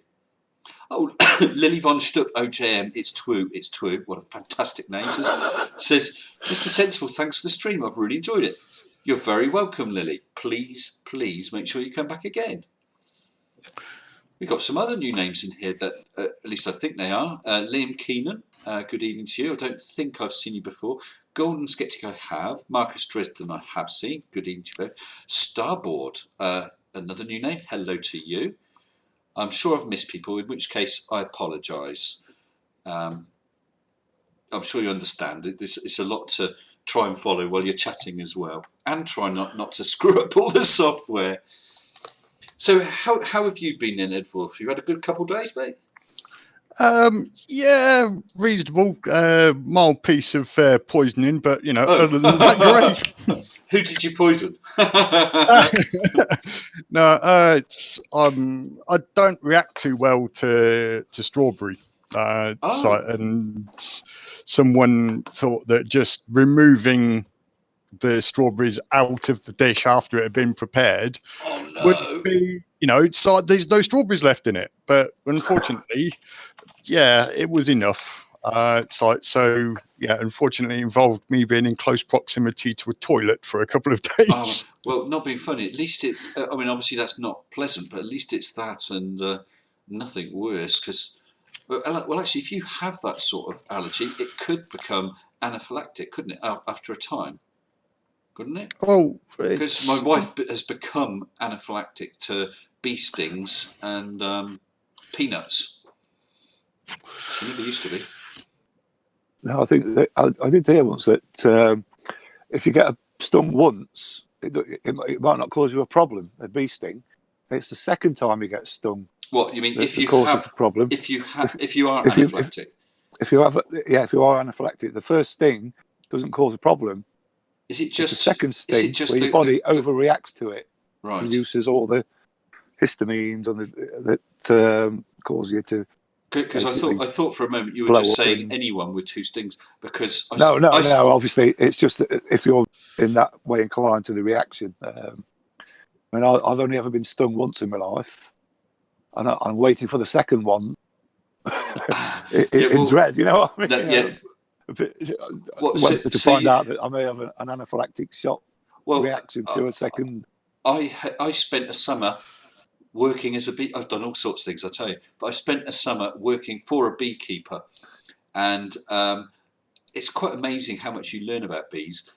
But some hives, that hive's okay. They'll come on you. You might get the odd sting, and you do get used to it. In fact, the best way to cure it is to rub some honey on it. I kid you not. But other hives were just nasty. It's all to do with the breeding, and you go near those hives, and they would just go for you. And okay, you got thick gloves on and all that sort of thing, but it gets so much that you just couldn't work because all they wanted to do was sting you, and that was horrible. But other ones were really quite peaceful. He used to rear queens as well, and you have these like mini hives just with a small number of bees and a single virgin queen. And once the queen had mated and started laying eggs, you knew that she was fertile and could be sold. But so we're fishing out a queen using bare hands and half a dozen bees to put in the little transport thing, little transport cage, and you had to do it barehanded. And you stood in full sun with the veil on and that, and you think, bloody hell, it's just too hot. So you end up taking it off, and you're working with bees that close. It was an amazing experience. It really was. Mm. And at the end of the summer, it was a particularly good summer for him. We pulled in 12.5, just me and him, pulled in 12.5 tons of honey from his hives. And he said, look, I've had a great year. What do you want? Do you want a cash bonus or do you want a couple of beehives? I said, I love the beehives. And for about 5 years, I kept bees. It's a fascinating hobby. Really is. And I'd recommend it to anyone. You can actually go on sort of beekeeping experience days to be introduced to it. Amazing stuff. And opening up a hive and seeing all the combs and the cat cells. I've seen it done on videos and things, and I've seen, like I say, I've seen people who just there's a guy, an American guy who just goes around like an exterminator. Yeah. And he was clearing out beehives, and he was like just jacket and jeans, no protective gear, and he just started chainsawing into this tree and hoovering up bees, you know what I mean? They're like pulling out the cone afterwards. Well, what we were doing is when the hives are made of stacks of frames called supers, and so we'd lift this super off, loaded with comb with honey in, really quite heavy, and we would stand it on edge and actually use a leaf blower to blow the bees off. As a way of clearing them, and then take the super full of combs of honey back to the farm to uncap. But you'd end up with this massive pile of bees in front of you. It was good fun. It was really, really hard work. And do you know what? one of the best things I ever tasted. Was it snapped off a bit of fresh comb, and it was blackberry honey, made from the flowers of blackberries, and just biting into it, chewing it, that fresh honey, and then spit out the wax. It was heaven, absolutely amazing. Have you ever got involved with bees in any way, Eadwulf? I've got a friend who keeps bees. They do move them around when it's, essentially when you've got a colony of bees that's travelling. Yep. And they'll rest every now and again, but they become a nuisance. So he has to go out and sort of move them on from there. And it's fascinating to watch, but no, I don't fancy getting that close to that many sort of it's potential for engaging in getting my arse stung. Well, it's quite amazing because when you got the veil on and you're wearing gloves and you've got basically a boiler suit on top, there's very few stings that get through. And the thing is about bees, and they must know it, is if they sting you, that's it, they die. Unlike wasps, which can keep stinging. So they'll only sting if they really feel there's no other option. And you could put your hand basically in a frame of bees, have them crawling all over, and they won't sting you unless they, I suppose, get scared or whatever. And of course, you've used smoke to dope them a little. It is only a little. It just calms them a bit because they rush back into the hive because they think, hold on, we might have to abandon the hive because there might be a fire. So it's interesting. Wow, we really are changing the topics tonight, aren't we? Yeah, we're definitely straying on into very weird tangents. But I'm afraid that's quite normal for my live streams. But hey, I enjoy it. Otherwise, I wouldn't do it. No, we didn't seem to have any set topics tonight. Did you have anything lined up? Well, we had a look at that What's Name video. And I did have another video. I've probably still got the window. Let's have a look. I've got so many windows open. Oh, I think I've lost it. I think it was a That Guy video. What do you think of this whole business with That Guy, though? Because he'd had arguments with me and Wolfie and who was it? He's had a lot of arguments with Wolfie. Sean, I think. Yeah, now it's him and Sean. He's really going for it. It really is. He's a clueless wonder, isn't he? Isn't he just? But doesn't clueless wonder describe most of them? An exceptional clueless wonder. Yeah. Well, I just can't stop laughing at the way he seems to explain everything. You think, what? How do you work that out? Where are you going with it? He's using he thinks a compass just points in a straight line, and he puts it on his globe. And you see those lines of longitude on that globe, how they curve north to south. Yep, so it wouldn't follow. That's exactly the line that the compass would follow. He used to think that if you put the compass on it points off into space. And where the hell do you get that idea from? Well, it's lack of being able to 3D again, I think. He can't invent. Well, I'm pretty sure, because he also thinks they point north, not south, because he doesn't think there's anything magnetic south. But there is a north and south pole on your compass. In fact, it's the other way around. What's the north pole is actually the south magnetic pole. I was reading up a bit about it the other night, but yeah, it's he every time someone mentions bar magnets and iron filings, and you're seeing the magnetic pattern, he refuses to accept that. He thinks that's something different, but it isn't. No, I think hopefully nobody will tell him that the South Pole is not exactly opposite the North Pole at the moment either. That's right. That would really confuse the situation. Because you've got the geographic pole, the magnetic pole, and the geomagnetic pole. I mean, that's going to blow his head, I think, if he ever hears that. Oh, dear. I love the one where he's got a little squeezy bottle and he squeezes it and says, I made a vacuum. Yes. That was what I think that was Baldy Cats. I think it's the first time I saw him. Yeah. And he picked his bottle up and squeezed it. I said, I made a vacuum. Look, there's a vacuum. And I'm thinking, try that with a bottle full of Coke and see if you've made a vacuum. I mean, he is Dunning-Kruger personified. Now Conon's introducing a subject here. I don't know if both you and Eadwulf are aware. A guy called T-Stew. I only saw him recently. £200,000. Yes. I saw his video, and he showed his house to show that he earns a packet. It's a very nice house, but saying that Unirock didn't meet his challenge. Well, Sean Hawkins busted him first. I think Unirock was a few hours behind him. Because what's his name? Fight the Flat Earth did a live stream about it just a couple of nights ago, didn't he? I don't know. Yeah, because there were two amounts. There was the $100,000 and a $500. I'm not sure what the two of them were for. And Unirock said, "I'll just have the 500," but it doesn't look like he's going to pay up. None of them will pay up. I mean, if he was serious about it, he'd have given the money to an independent source, and he'd let the independent source decide on whether the globe or the flat Earth had been proved.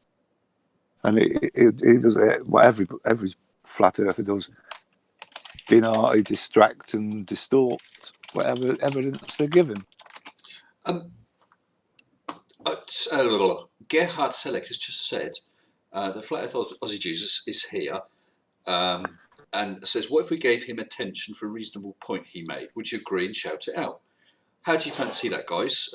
Flat Earth Aussie Jesus, is there a point that you wish to make that we can all talk about? Both here in in voice and the chat. Is because for instance, one thing I saw you mentioning earlier on was planets aren't planets; they're just wandering stars. That's one thing I noted you talking about earlier on. Oh, Flat Earth Aussie Jesus. How about that then? How does a compass work on a globe? They have to be held flat and level. So how about that? We talk about that. Are you up for that, Eadwulf? 9? Yeah, let's cool. Let's go there. All right. Flat Earth Aussie Jesus. Do you want to? I mean, you've made that as a point.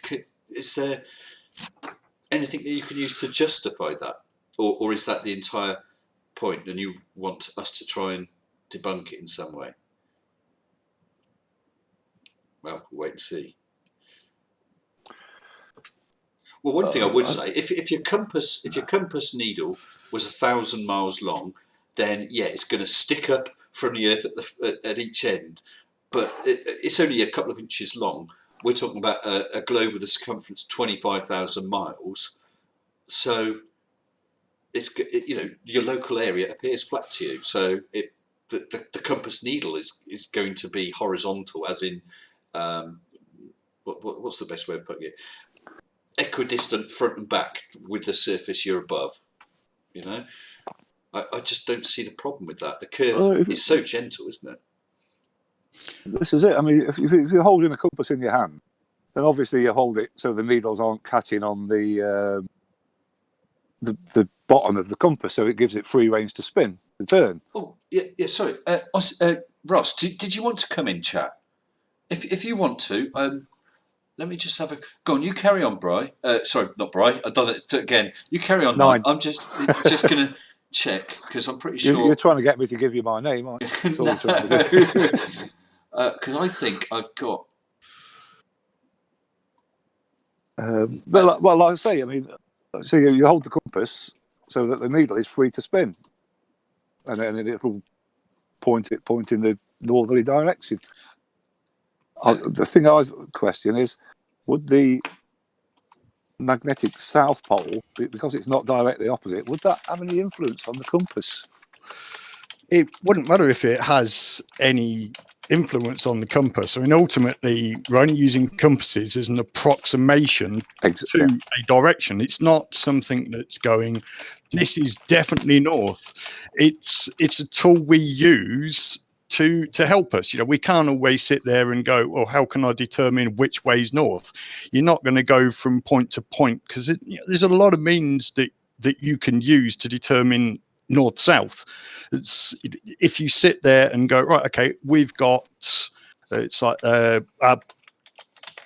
stellar observation. We can look up at the stars. We can look up at Polaris, and we can go, yes, that's circling pretty close to north. It's not dead north. It is not directly. So, sorry, Polaris you're talking about? Yeah, that's right. So it's close. Right, that's right. So we can go, that's north. So we can look at the apparent motion of the sun. We can determine the meridian crossing. So we can go, right, this is our highest point. This is when it's directly overhead. So therefore, that direction must be aligned north-south.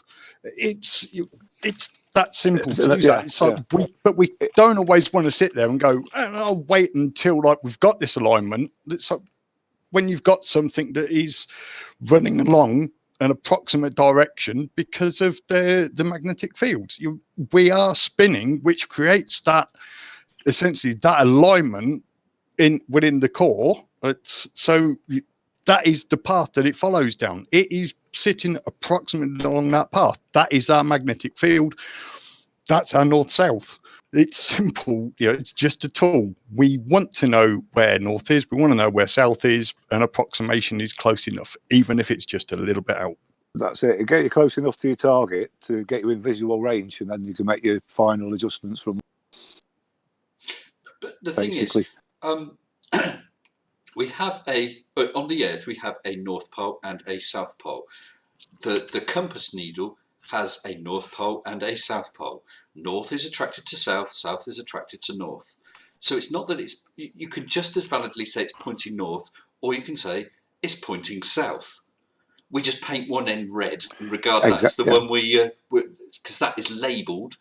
It's just no more than convenience. That one is labelled as 0 degrees. You turn exactly to your right, you're looking at 90 degrees. You carry on another right, you're looking at 180 degrees towards south. It's just a number. It means nothing. We could have called south 0 because I'm not sure. I think it was that guy that said that yes, if the needle was attracted to the south, then that would be 0. So you'd have 2 zeros. The guy's an idiot. There's 360 degrees in a circle, one direction, turn around exactly halfway, it's 180 degrees. That's all it is. It's a number. And Flat Earth Aussie Jesus, I hope, Eadwulf and 9, he is trying to see if he can get in. Apparently he's got problems with his Discord. He's going to try using another machine. So that would be good if he does pop in. Would be nice, yeah. It'd be interesting. Gerhard Selig, Flat Earth Aussie Jesus, from what I've seen, has always been respectful on every stream I've seen him on. I don't foresee any problems whatsoever. He's a nice guy. 1 minute debunk, that's the Ozma problem. Sorry, that's a new one on me. I've not heard that phrase. Perhaps you can explain it. Have either of you two heard of the Ozma problem? What's that? Ozma, O-Z-M-A. Oh. No, I'm open to understanding what it is. And Caliban has just basically reconfirmed what I was just trying to explain. Are we pronouncing that correct? What, Caliban? Ozma, O-Z, I don't know. referring to his last previous video. The northern pointing part of the needle of a compass is the southern part of a magnet. Absolutely right. It's its south pole. It's the south pole of the needle. Points to our north. Well, in fact, I think it's the other way around. I think that is the north part of the needle because up in the Arctic, that is actually magnetic south, and we call it the North Pole. That's my understanding, anyway. Oh, Lily von Stupp. Lily, my darling, my Teutonic twat. I'd like to thank you for highlighting Blazing Saddles, one of my favourite comedy films of all time.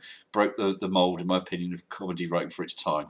Well, that's true, but what else could we do? We could screw, play chess. Let's play chess. Love the film.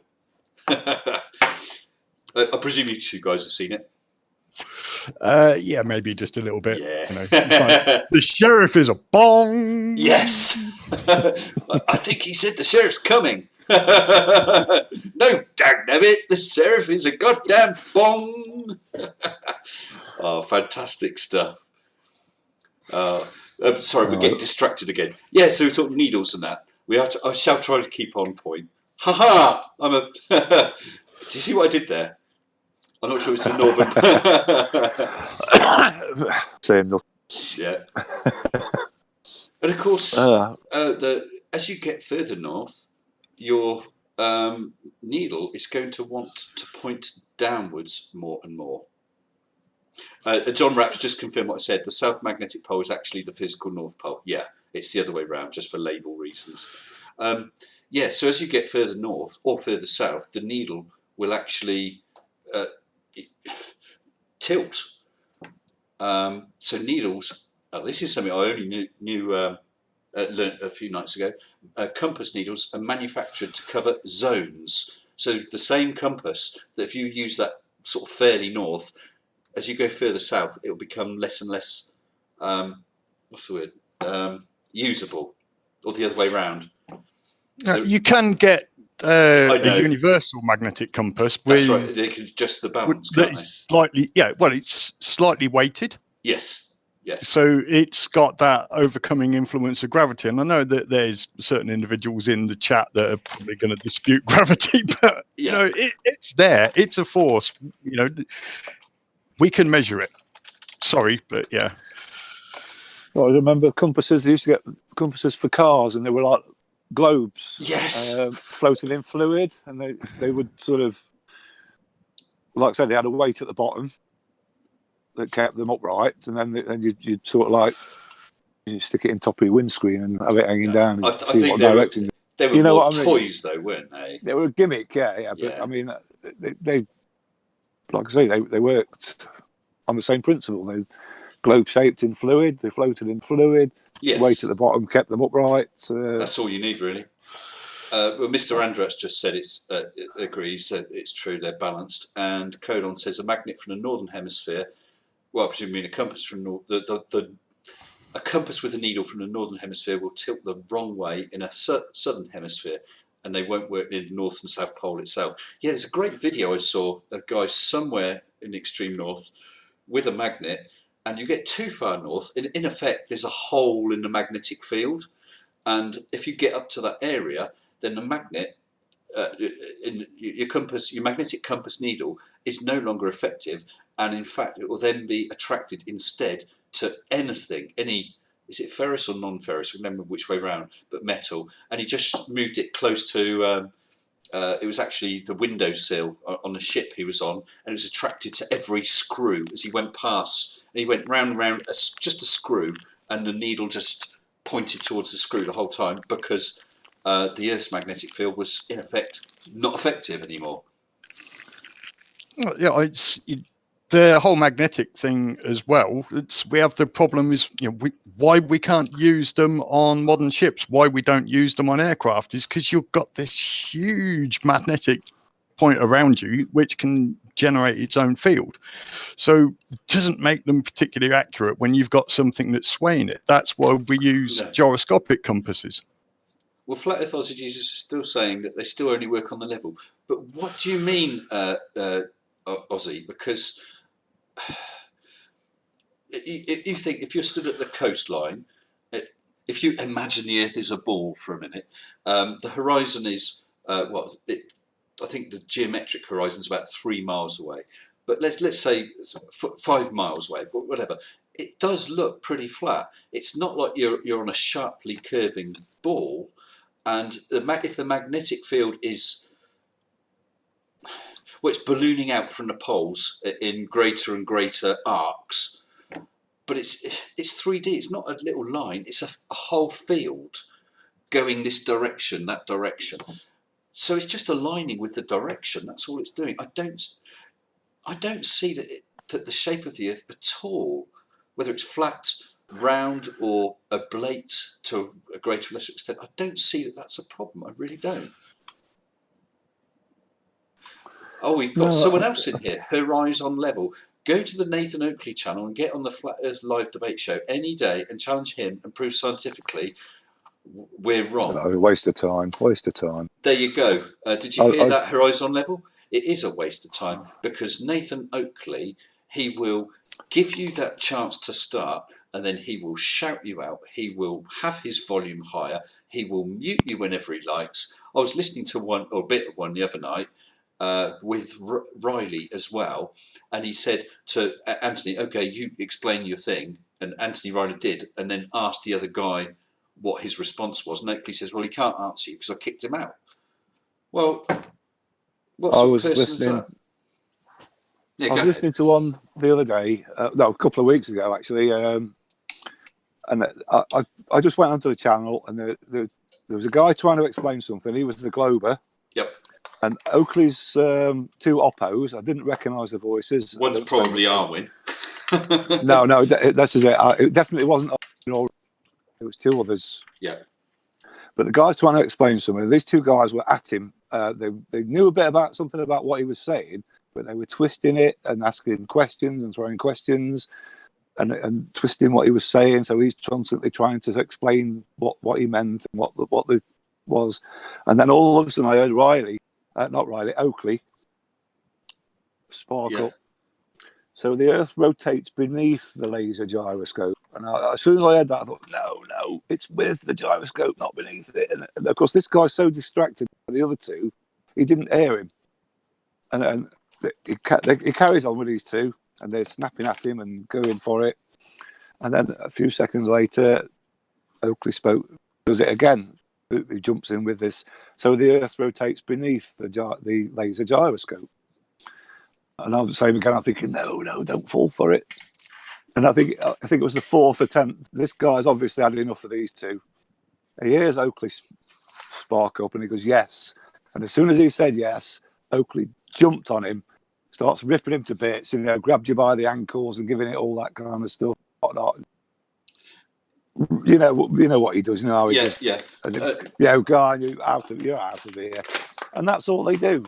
Yeah, well, Nine. They don't care. I have done that very, very clip of video. I've got a video about it, but because the guy is talking about the ring laser gyroscope showing the turn of the Earth, and Oakley is misrepresenting him by saying, "So you're saying the Earth is turning under the ring laser gyroscope? Yeah. It's floating in the air." It was really, really disingenuous. But I do have a video in my back catalogue. So if you haven't seen that, Nine, go watch it after this stream. I've got to admit, I likened it to being attacked by wolves, where you've got the two wolves distracting you, and the other wolf is creeping around the back and jumps on you from behind when you don't expect it. And that's exactly how the scenario I could see building up there. You know what I mean? Yes. But like I say, that's their thing. They don't give a damn about the flat Earth or whatnot. What they do is they get somebody on, and they're to start explaining or just debunking their stuff, and they deliberately will go out of the way to trip him up. And then as soon as they've tripped him, they go into their attack and yada yada yada, got you by the ankles, and you know how it goes off, and then chuck them out. And it's nothing to do with flat Earth. It's all about it's bullying. Bullying people into a situation where they make a mistake and then jumping on it. And when they're not making a mistake, shout them out and claim it's this fallacy, that fallacy. You're begging. What is it? You're begging the question fallacy. You're presupposing the globe. That's the one. Presupposing. So you can't. Aren't you presupposing a flat Earth then, Squire? Absolutely. What's sauce for the goose? Christian Frost Laser Beams just said, wolves more like bratty chihuahuas. Good evening, Multi Tom Tom, who says, "Yo, senselessians." Flat Earth Aussie Jesus, that's a real shame. If you can try and get your Discord sorted out at some point, and I appreciate what it's like, don't worry about it tonight, mate. We will get it sorted, and we will have that chat. That would be really, really good. We'd like that. I know what it's like when you've got an IT sort of issue screwing with you, what you want to do. Don't stress it. We'll do it another time. So everyone, that is not a lose for Flat Earth Aussie Jesus just because he can't get in on the Discord. That's one of those things. That's fair enough. Yeah, absolutely. Yeah, we don't resort to the tactics of it's like, no, couldn't turn up, so it's like that's a win, you know. No, that's not the case, is it? Yeah, so we got Multi Tom Tom in the chat again. Oh. Sorry, Gerhard Selig. Mr. Sensible, this was a reasonable sentence. You're on a good way. Not quite sure what you mean. It's logged on now. Oh, cool. It's logged on. Well, Flat Earth Aussie Jesus, just come to the room called the Arena, and as soon as you're in there, you should be live. Oh, Miss Tree One says Mr. Sensible is so sweet. Oh, going all bashful now. Thank you, Miss Tree One. Well, hopefully he can come in. Colon says he's. Oh, actually, I thought I just saw him. No, he's not logged in. He's still on the server as offline, at least on my appearance. But if he gets in, he gets in. I'm not sure exactly what time I'm going on to. So just as I said, it's not a lose for him if he can't get in. It's not a lose for me if he eventually does come in. He's got his permissions, unless he's set up a new user. He does have permissions. Let me just check. Still showing. There's 2 Flat Earth Aussie Jesuses. Okay, fair enough. Oh, of course, he's got a new. Flat Earth Aussie Jesus, you have permissions on your second Discord user on Mr. Sensible. So please, feel free, jump into the arena. No arena. Try again, Aussie. It should be there now.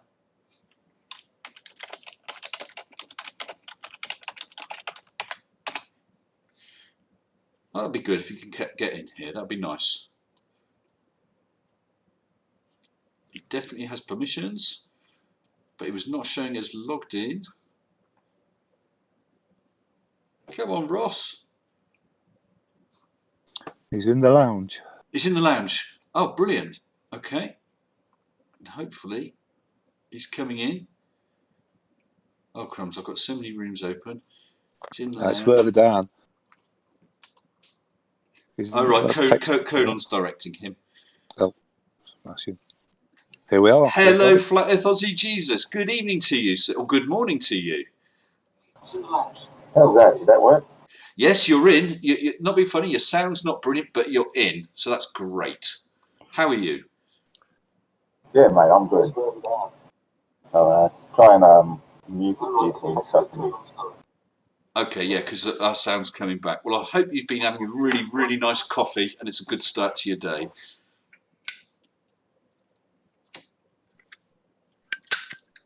Yeah, I might need to try and find some headphones, I guess. Sorry, mate? Might have to try and find some headphones.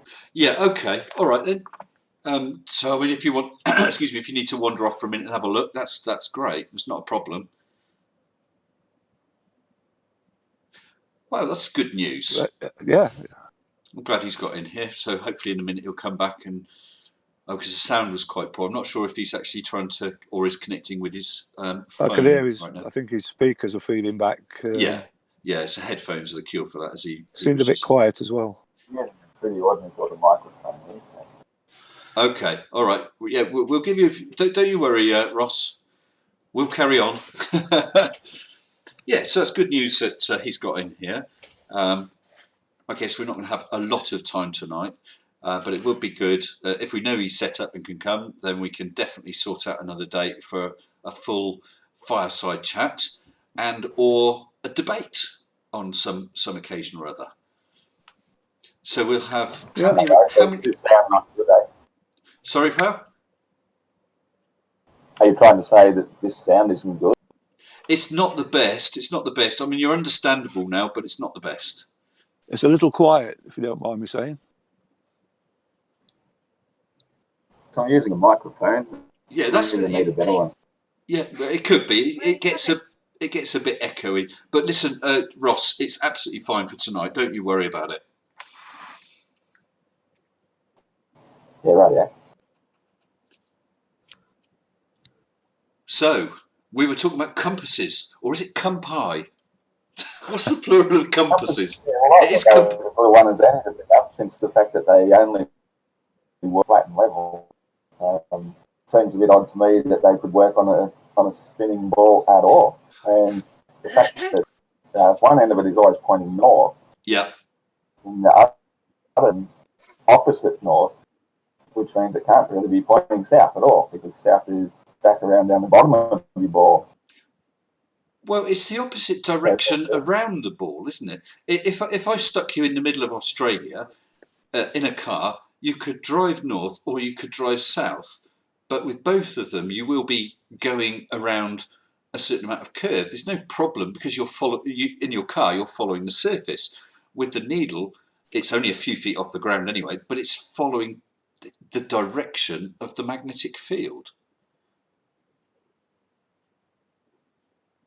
Well, that's highly debatable. I'm not really actually talking about using a compass for the moment, as far as travelling east and west, which is generally what most people are doing. I'm just talking about the fact that the compass pointing north from anywhere on the ball, then the other direction cannot be pointing south. It has to be pointing outwards, out in outer space somewhere, in a complete weird direction. Well, I suppose technically, if I'm sat here in the UK with a compass, both ends are pointing out into space. If you took a straight line and extended it on and on and on, several thousand miles forwards and back, both ends are pointing out into space. But the compass needle itself is only an inch and a half, 2 inches long, and it's pointing in the direction of the top of the Earth, if you wanted to use that word, and the direction you'd have to go if you wanted to go around to the bottom of the Earth. Those lines, as you say, they are very short, but if you followed them, then you're obviously going off into outer space somewhere, which that shouldn't be where magnetic north or south would be in the first. What if if you're talking about on a flat Earth with magnetic north, like the for example, like I said, mentioned the wagon wheel, and all the spokes are heading outwards, which is what southwards the word even comes from. It means outer, the northern centre, and then everything direction away from that is outwards or southwards. So that's exactly how compasses actually do work in reality. Well, I would say if Polaris disappears because they're so far away from it.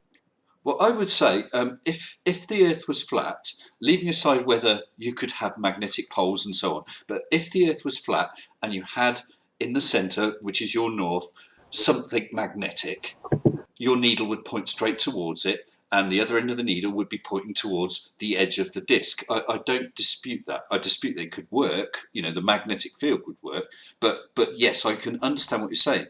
Now, imagine, instead of a thin needle, imagine it's a board, a big board, perhaps the size of, say, I don't know, like a large blackboard. I've got a pretty good grasp of what I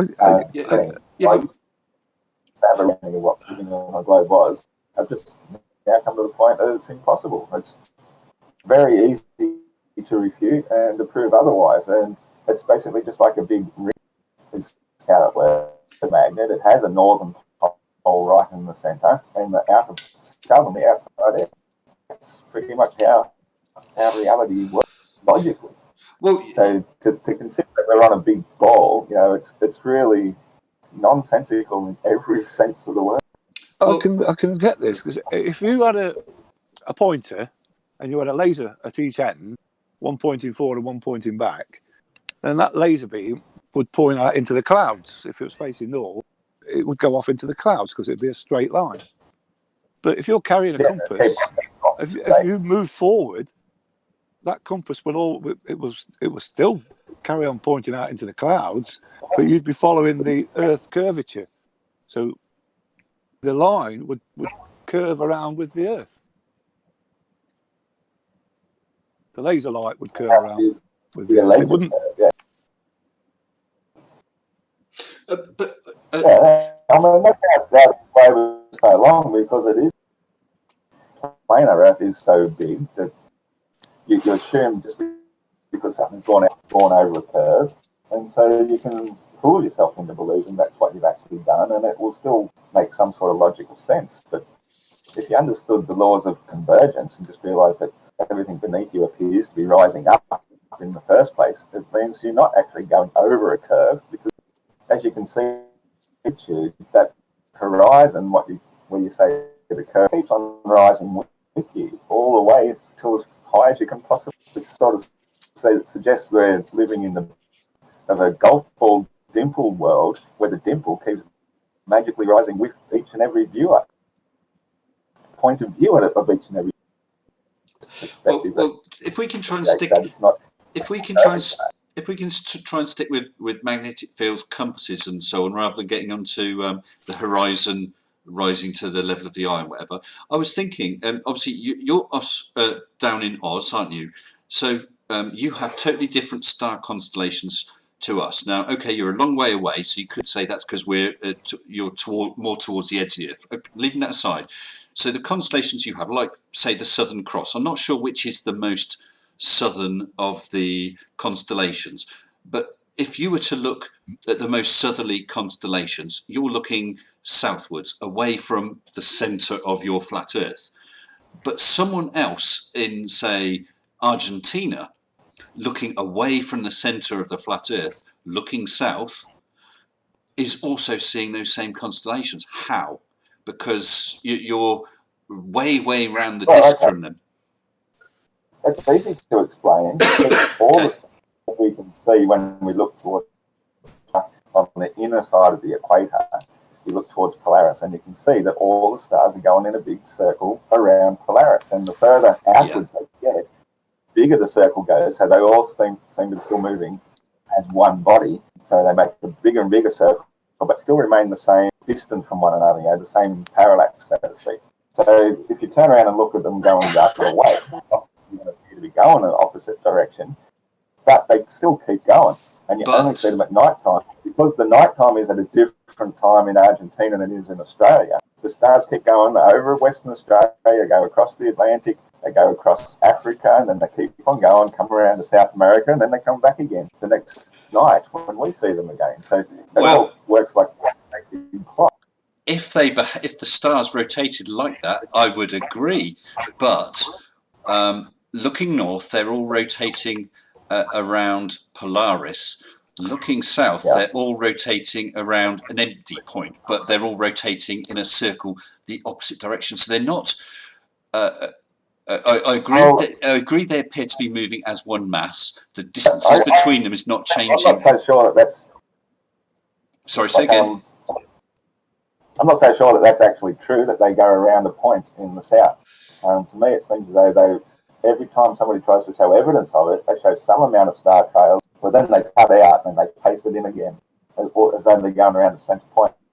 Well, with the northern ones, they go in like full complete circles if you leave the time lapse open for long enough. I've never ever seen that happen with the sun. Well, unfortunately, I'm not in a position to test that myself or prove that myself. But you are.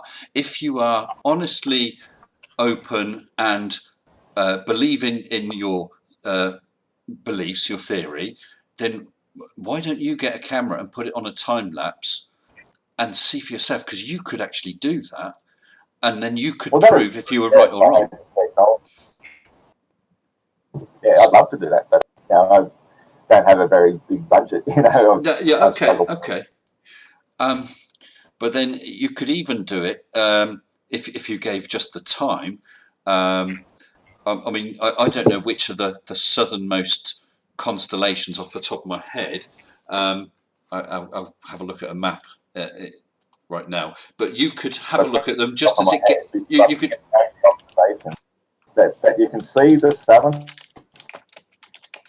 directly up every night of the year, all year round. I go for a walk regularly down the road. A brilliant place just past there, and I can always align with that telegraph pole any night of the year. Now, according to the globe, we should be on the opposite side of the sun, looking 180 degrees the opposite direction at night time every 6. But it's in the same place all year round. Now, I'll grant you the angle changes, but the position is still more or less 100% the same place. It does have seasonal variations, but not so much as you'd expect if we were on a ball on the other side of the sun looking 180 degrees. Yes, sorry, Ross. I do apologise, mate, but you're breaking up quite a bit. So whatever the validity of your argument there, I think I got the general gist, but I didn't get enough of it. I know what you were saying about different 6 months later and constellations appearing the same, but it was hard to hear a lot of what you were saying, I'm afraid. Got a flatmate on his PlayStation, and I think uses up my data a bit too. That's probably why I'm breaking up. Okay.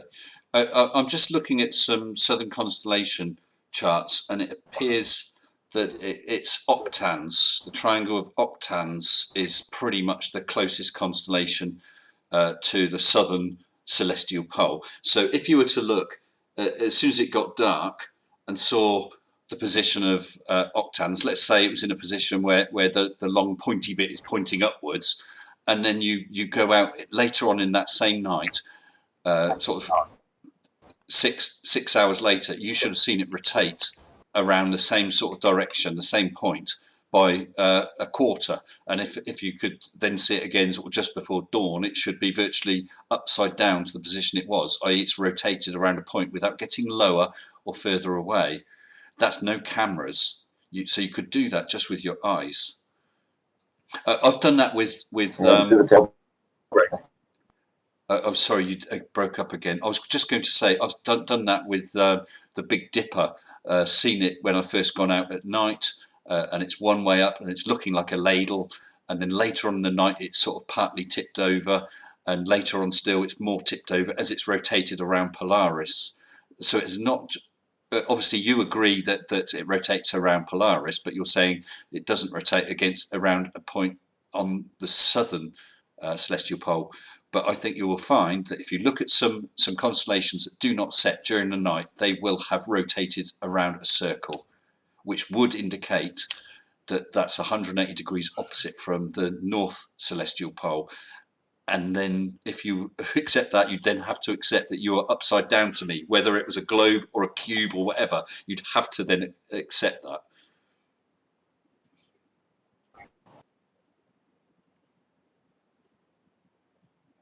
Have we lost you?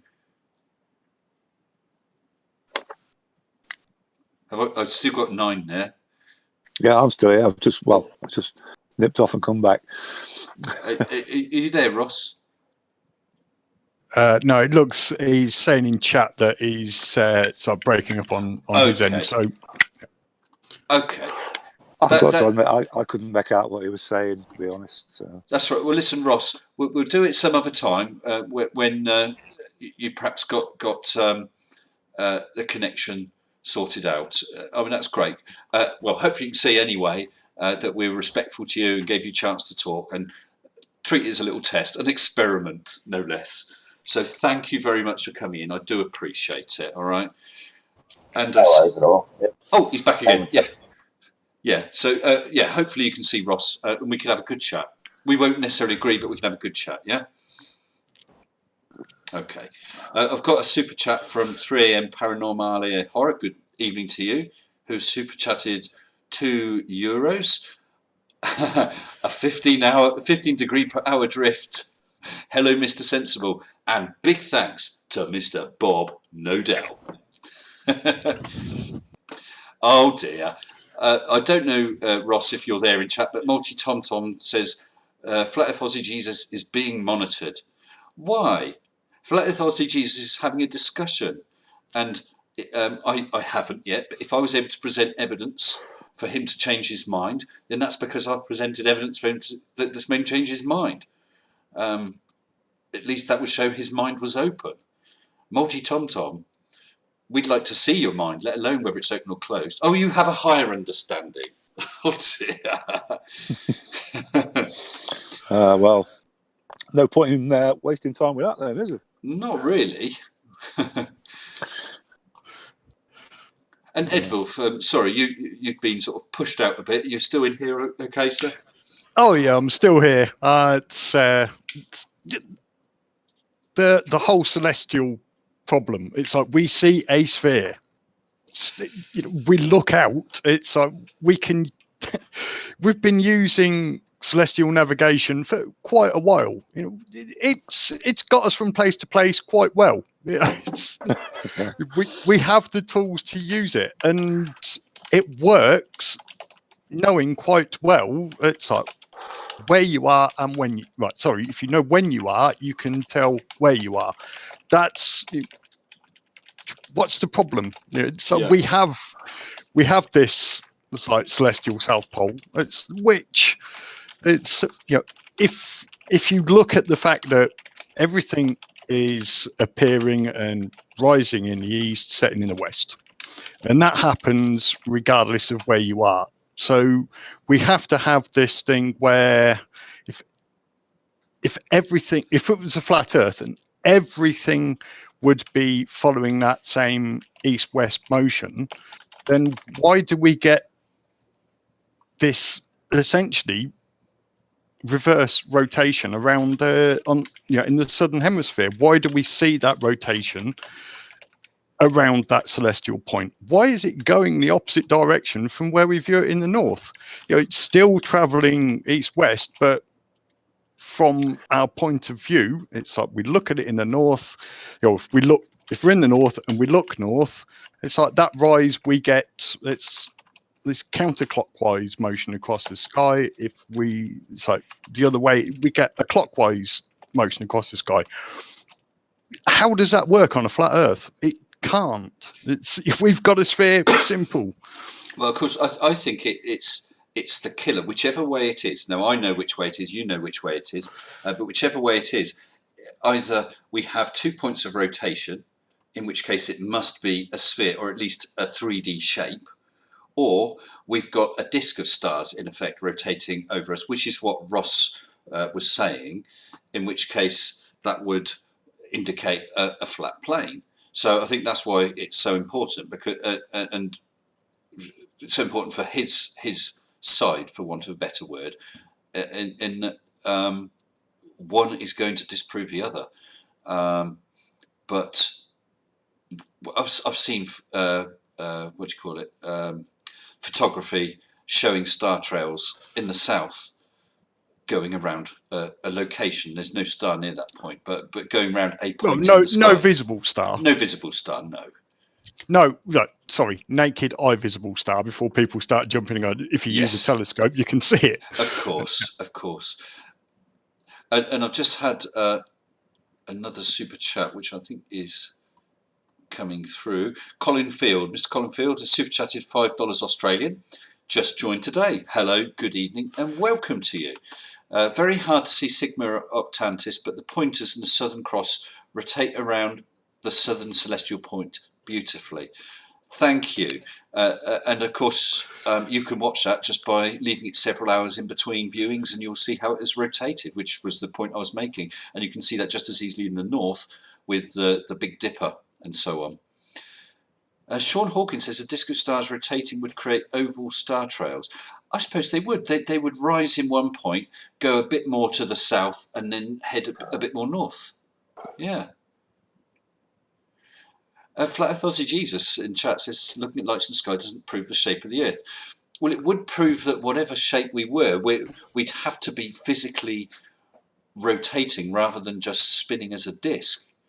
Because if you've got 2 points of rotation, that's a 3D point. If it's a flat disk of stars above you, they could be spinning around the northern celestial point. Agreed.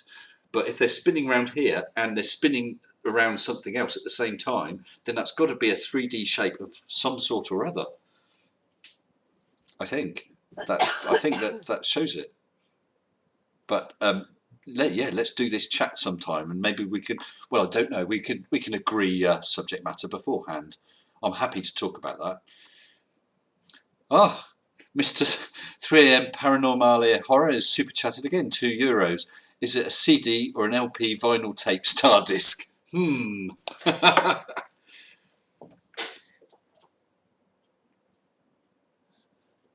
Dark Knight Apologetics. Mr. Sensible, I would give you a super chat.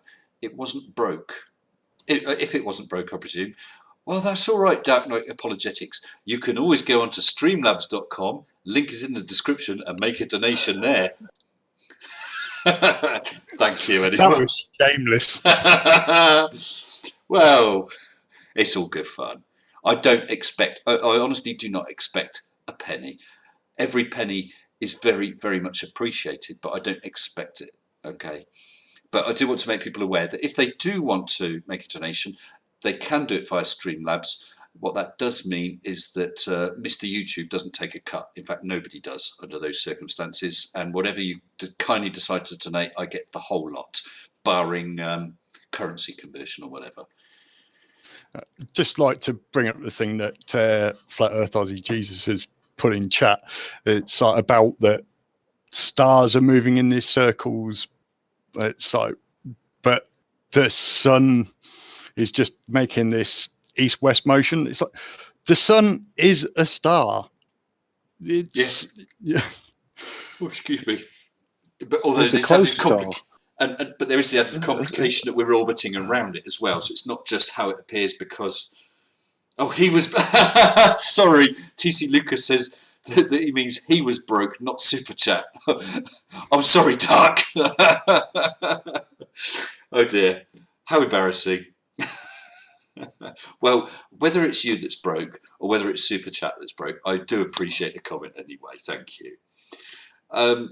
Yeah, sorry.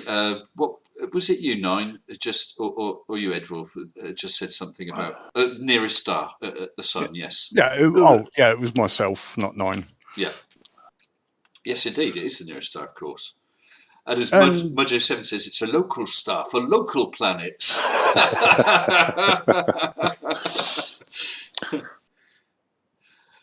Oh. So I don't see the problem with that. I mean, the Earth's spinning, which means that the sun rises in the west and sets in the east. Other way around. Right? Other way around. Yeah. Right, yeah. So, you see, and I'm only on coke. Honest. And anyway, the top and the bottom of the Earth. I know I shouldn't be saying the top and the bottom, but they're pointing away. They're pointing. It's like the equator is facing the sun. Roughly, yeah. So as the Earth spins, you're looking at the stars at the top and the bottom that make a circle, and then we rotate around the sun, which makes it sort of appear to rise in the west and set in the east. Well, Flat Earth Aussie Jesus is actually still rise in the east and set in the west. Well, that time of night. Ross is in chat saying stars clearly do not rise east and set west. They simply appear when the sun goes out of view and move independently of any other motion. Well, you're partly right, Ross. Some stars don't rise and set because they're above the horizon, depending on your latitude, and so they just circle. The others are still circling the point, but they come up from the horizon, go across the sky, following that same arc around the Polaris and the southern point, and then they set. They're not moving independently. If you get an equatorial mount, i.e. a mount where the axis is aligned with the north and south poles, then you only have to move in one direction and you will follow those stars. I have an equatorial mount. And does it work, Eadwulf? It works very well, thank you. I'm not surprised. So you can sit it there, put it on. It's only motorized to rotate around its axis, isn't it? Yeah. It's there's a lot of misconception that that equatorial mounts work because they're programmed to work that way. That's you could apply that to a robotized scope or robotized mount rather, but not to an equatorial mount. So they're essentially an equatorial mount is just adding an additional point into a more traditional azimuthal mount. That's all it's doing. It's just rather than being sat, it's level with the surface that you're on, so flat with the Earth. And that's not saying that the Earth is flat. That's just saying so if you have that tilt so that it sits there, you haven't got to worry about that complex motion of going, well, I've got to keep tracking that object. I've got to keep moving up as well as across. I haven't got to change throughout 2 planes constantly to keep that object there. I've just got to rotate. Absolutely. And I just thought, and I can demonstrate this right now on video. I'm looking at the camera with my chair facing to the left of the camera, so right of the screen. If I turn my chair but keep my head pointing towards the camera, that's what an equatorial mount is doing. I don't know, well, you guys will see it delayed by a few seconds. So that the equatorial mount just allows you to motorise my head and keep it counteracting the rotation of the chair. So I'm still got that same star in view. That's all it is. I don't know if you guys have seen that now. It more just keeps it simple to have that alignment. It's aligned parallel with the axis of the Earth. Simple. It's not a complex thing to look at. Well, just at this point, I shall just read out another super chat. John Rapp has super chatted $5 Australian. I'm an awesome commenter and viewer of the best channels. Signed, Dark Knight Apologetics. Thank you very much, Dark. I really appreciate that. $5. So perhaps you have seen whether the stars rotate around a celestial point in the south, or whether they do continue just to arc across the sky following a flat circle, with its axis being the north centre point of the plane. Gerhard Selig says, I know it's off topic, but where's the cheese? Well, there's only the cheese on the wall right now, which is still deteriorating. And after I moved it last time, it smelt a little. So I'm not going to move it tonight. Maybe soon. Get the old brute round it. Well, yes. Actually, we got Sean Hawkins in the chat. I did notice earlier on. I think I said hello, Sean. I hope you're having fun with that guy, because I think he's getting a bit stroppy with you.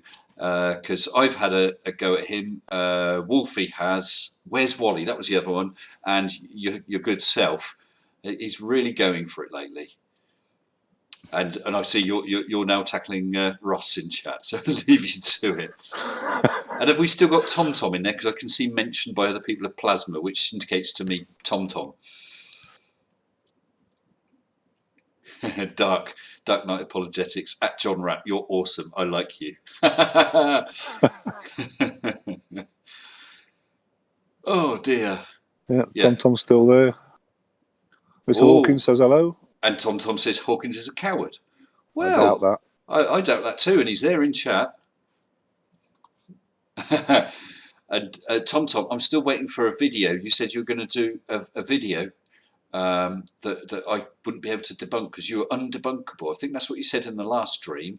So please do a video about something that shows flat Earth or disproves globe Earth, and give me a chance to see if I can or can't debunk it. There's a challenge, a friendly challenge, Mr. Multi Tom Tom.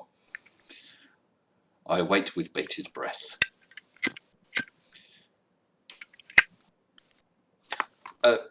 Ross, you mentioned about not having a P900. I would recommend you don't bother with a P900. You can look at astronomical things much better with a pair of 10x50 binoculars, although you need some way to steady them, or even a small and simple telescope. You'll see much better than a P900. They are not the ultimate in optics, far from it.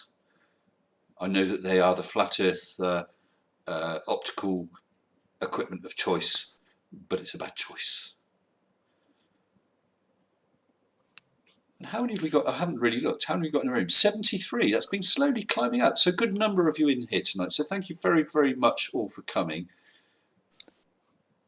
I'm surprised they've stayed with me here. I'm surprised you're still awake, mate. Coke, mate. Strictly Coke. Good, good. Oh, Multi Tom Tom, you said yes, a video about the edge and the dome. Okay. I don't know if you want to. Please email me the link. It's mr-sensible@hotmail.com. Email me the link to your video so I make sure I look at the right one. And we'll see where we go. I'd happily have a go because I've now raised this. So if you've done a video, I will definitely do a response on it. Okay, can't say fairer than that. Even if the response is, "Hey, Multi Tom Tom, you're right. I can't debunk that." Hands up. I admit you're right. I'd do that if you're right. Let's see if I do. Never gonna happen. No, I don't think so either.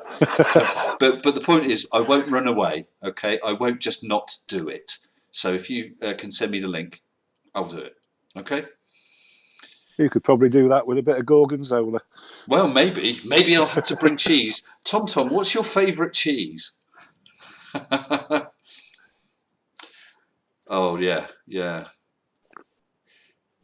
Chef Alan says first scope was a small one he bought for 10 quid on eBay, and the view of the moon is awesome. Yeah, I know. The first time I looked at the moon through a decent scope, I'm not sure of the size. I was only about 14 years old.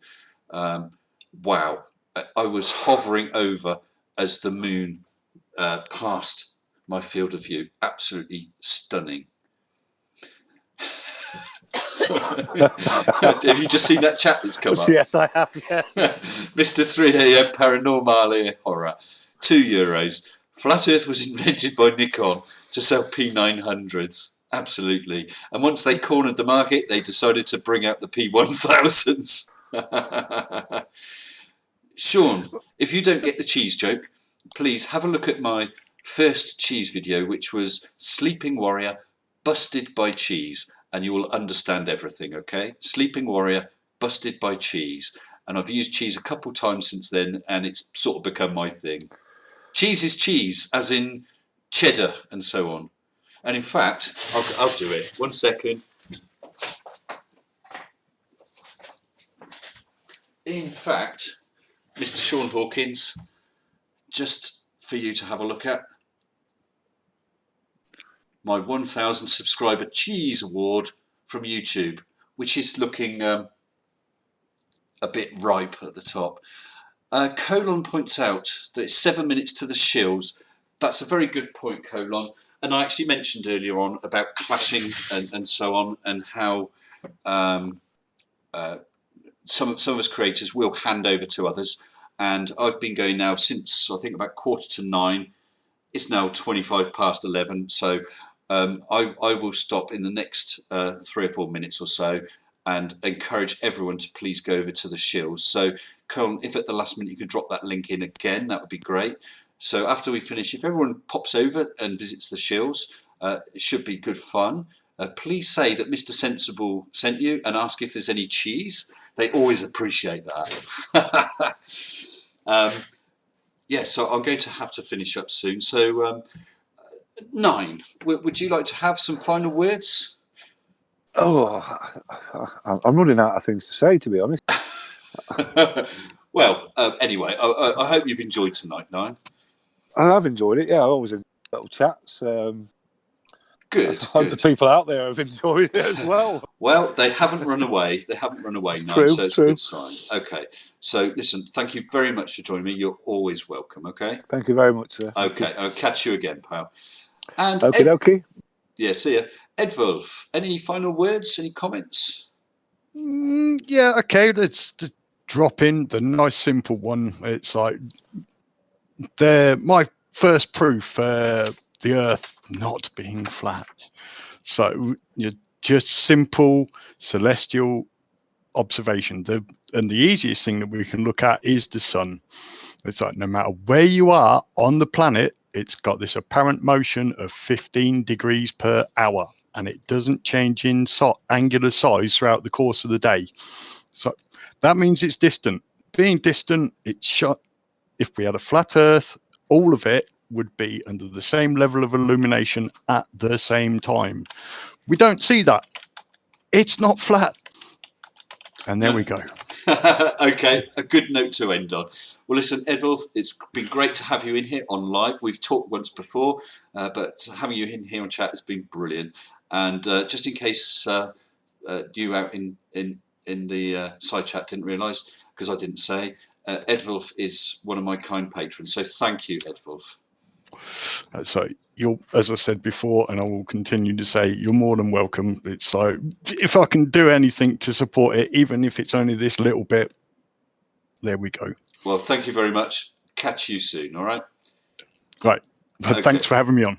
Thank you. Thank you. And Pipe Parrot, hello. I wouldn't ignore you, never would. So listen, thank you so much, everyone, for joining me. I've once again had a great night. It's always so enjoyable. It's something I really look forward to. I don't know when my next one will be. It will probably be towards the end of the week, maybe Thursday, Friday, something like that. Not sure yet. I'll try and give you as much warning as possible. Thank you, Flat Earth Aussie Jesus, if you're still in it. Thank you for coming into chat. I do hope we can get things sorted soon.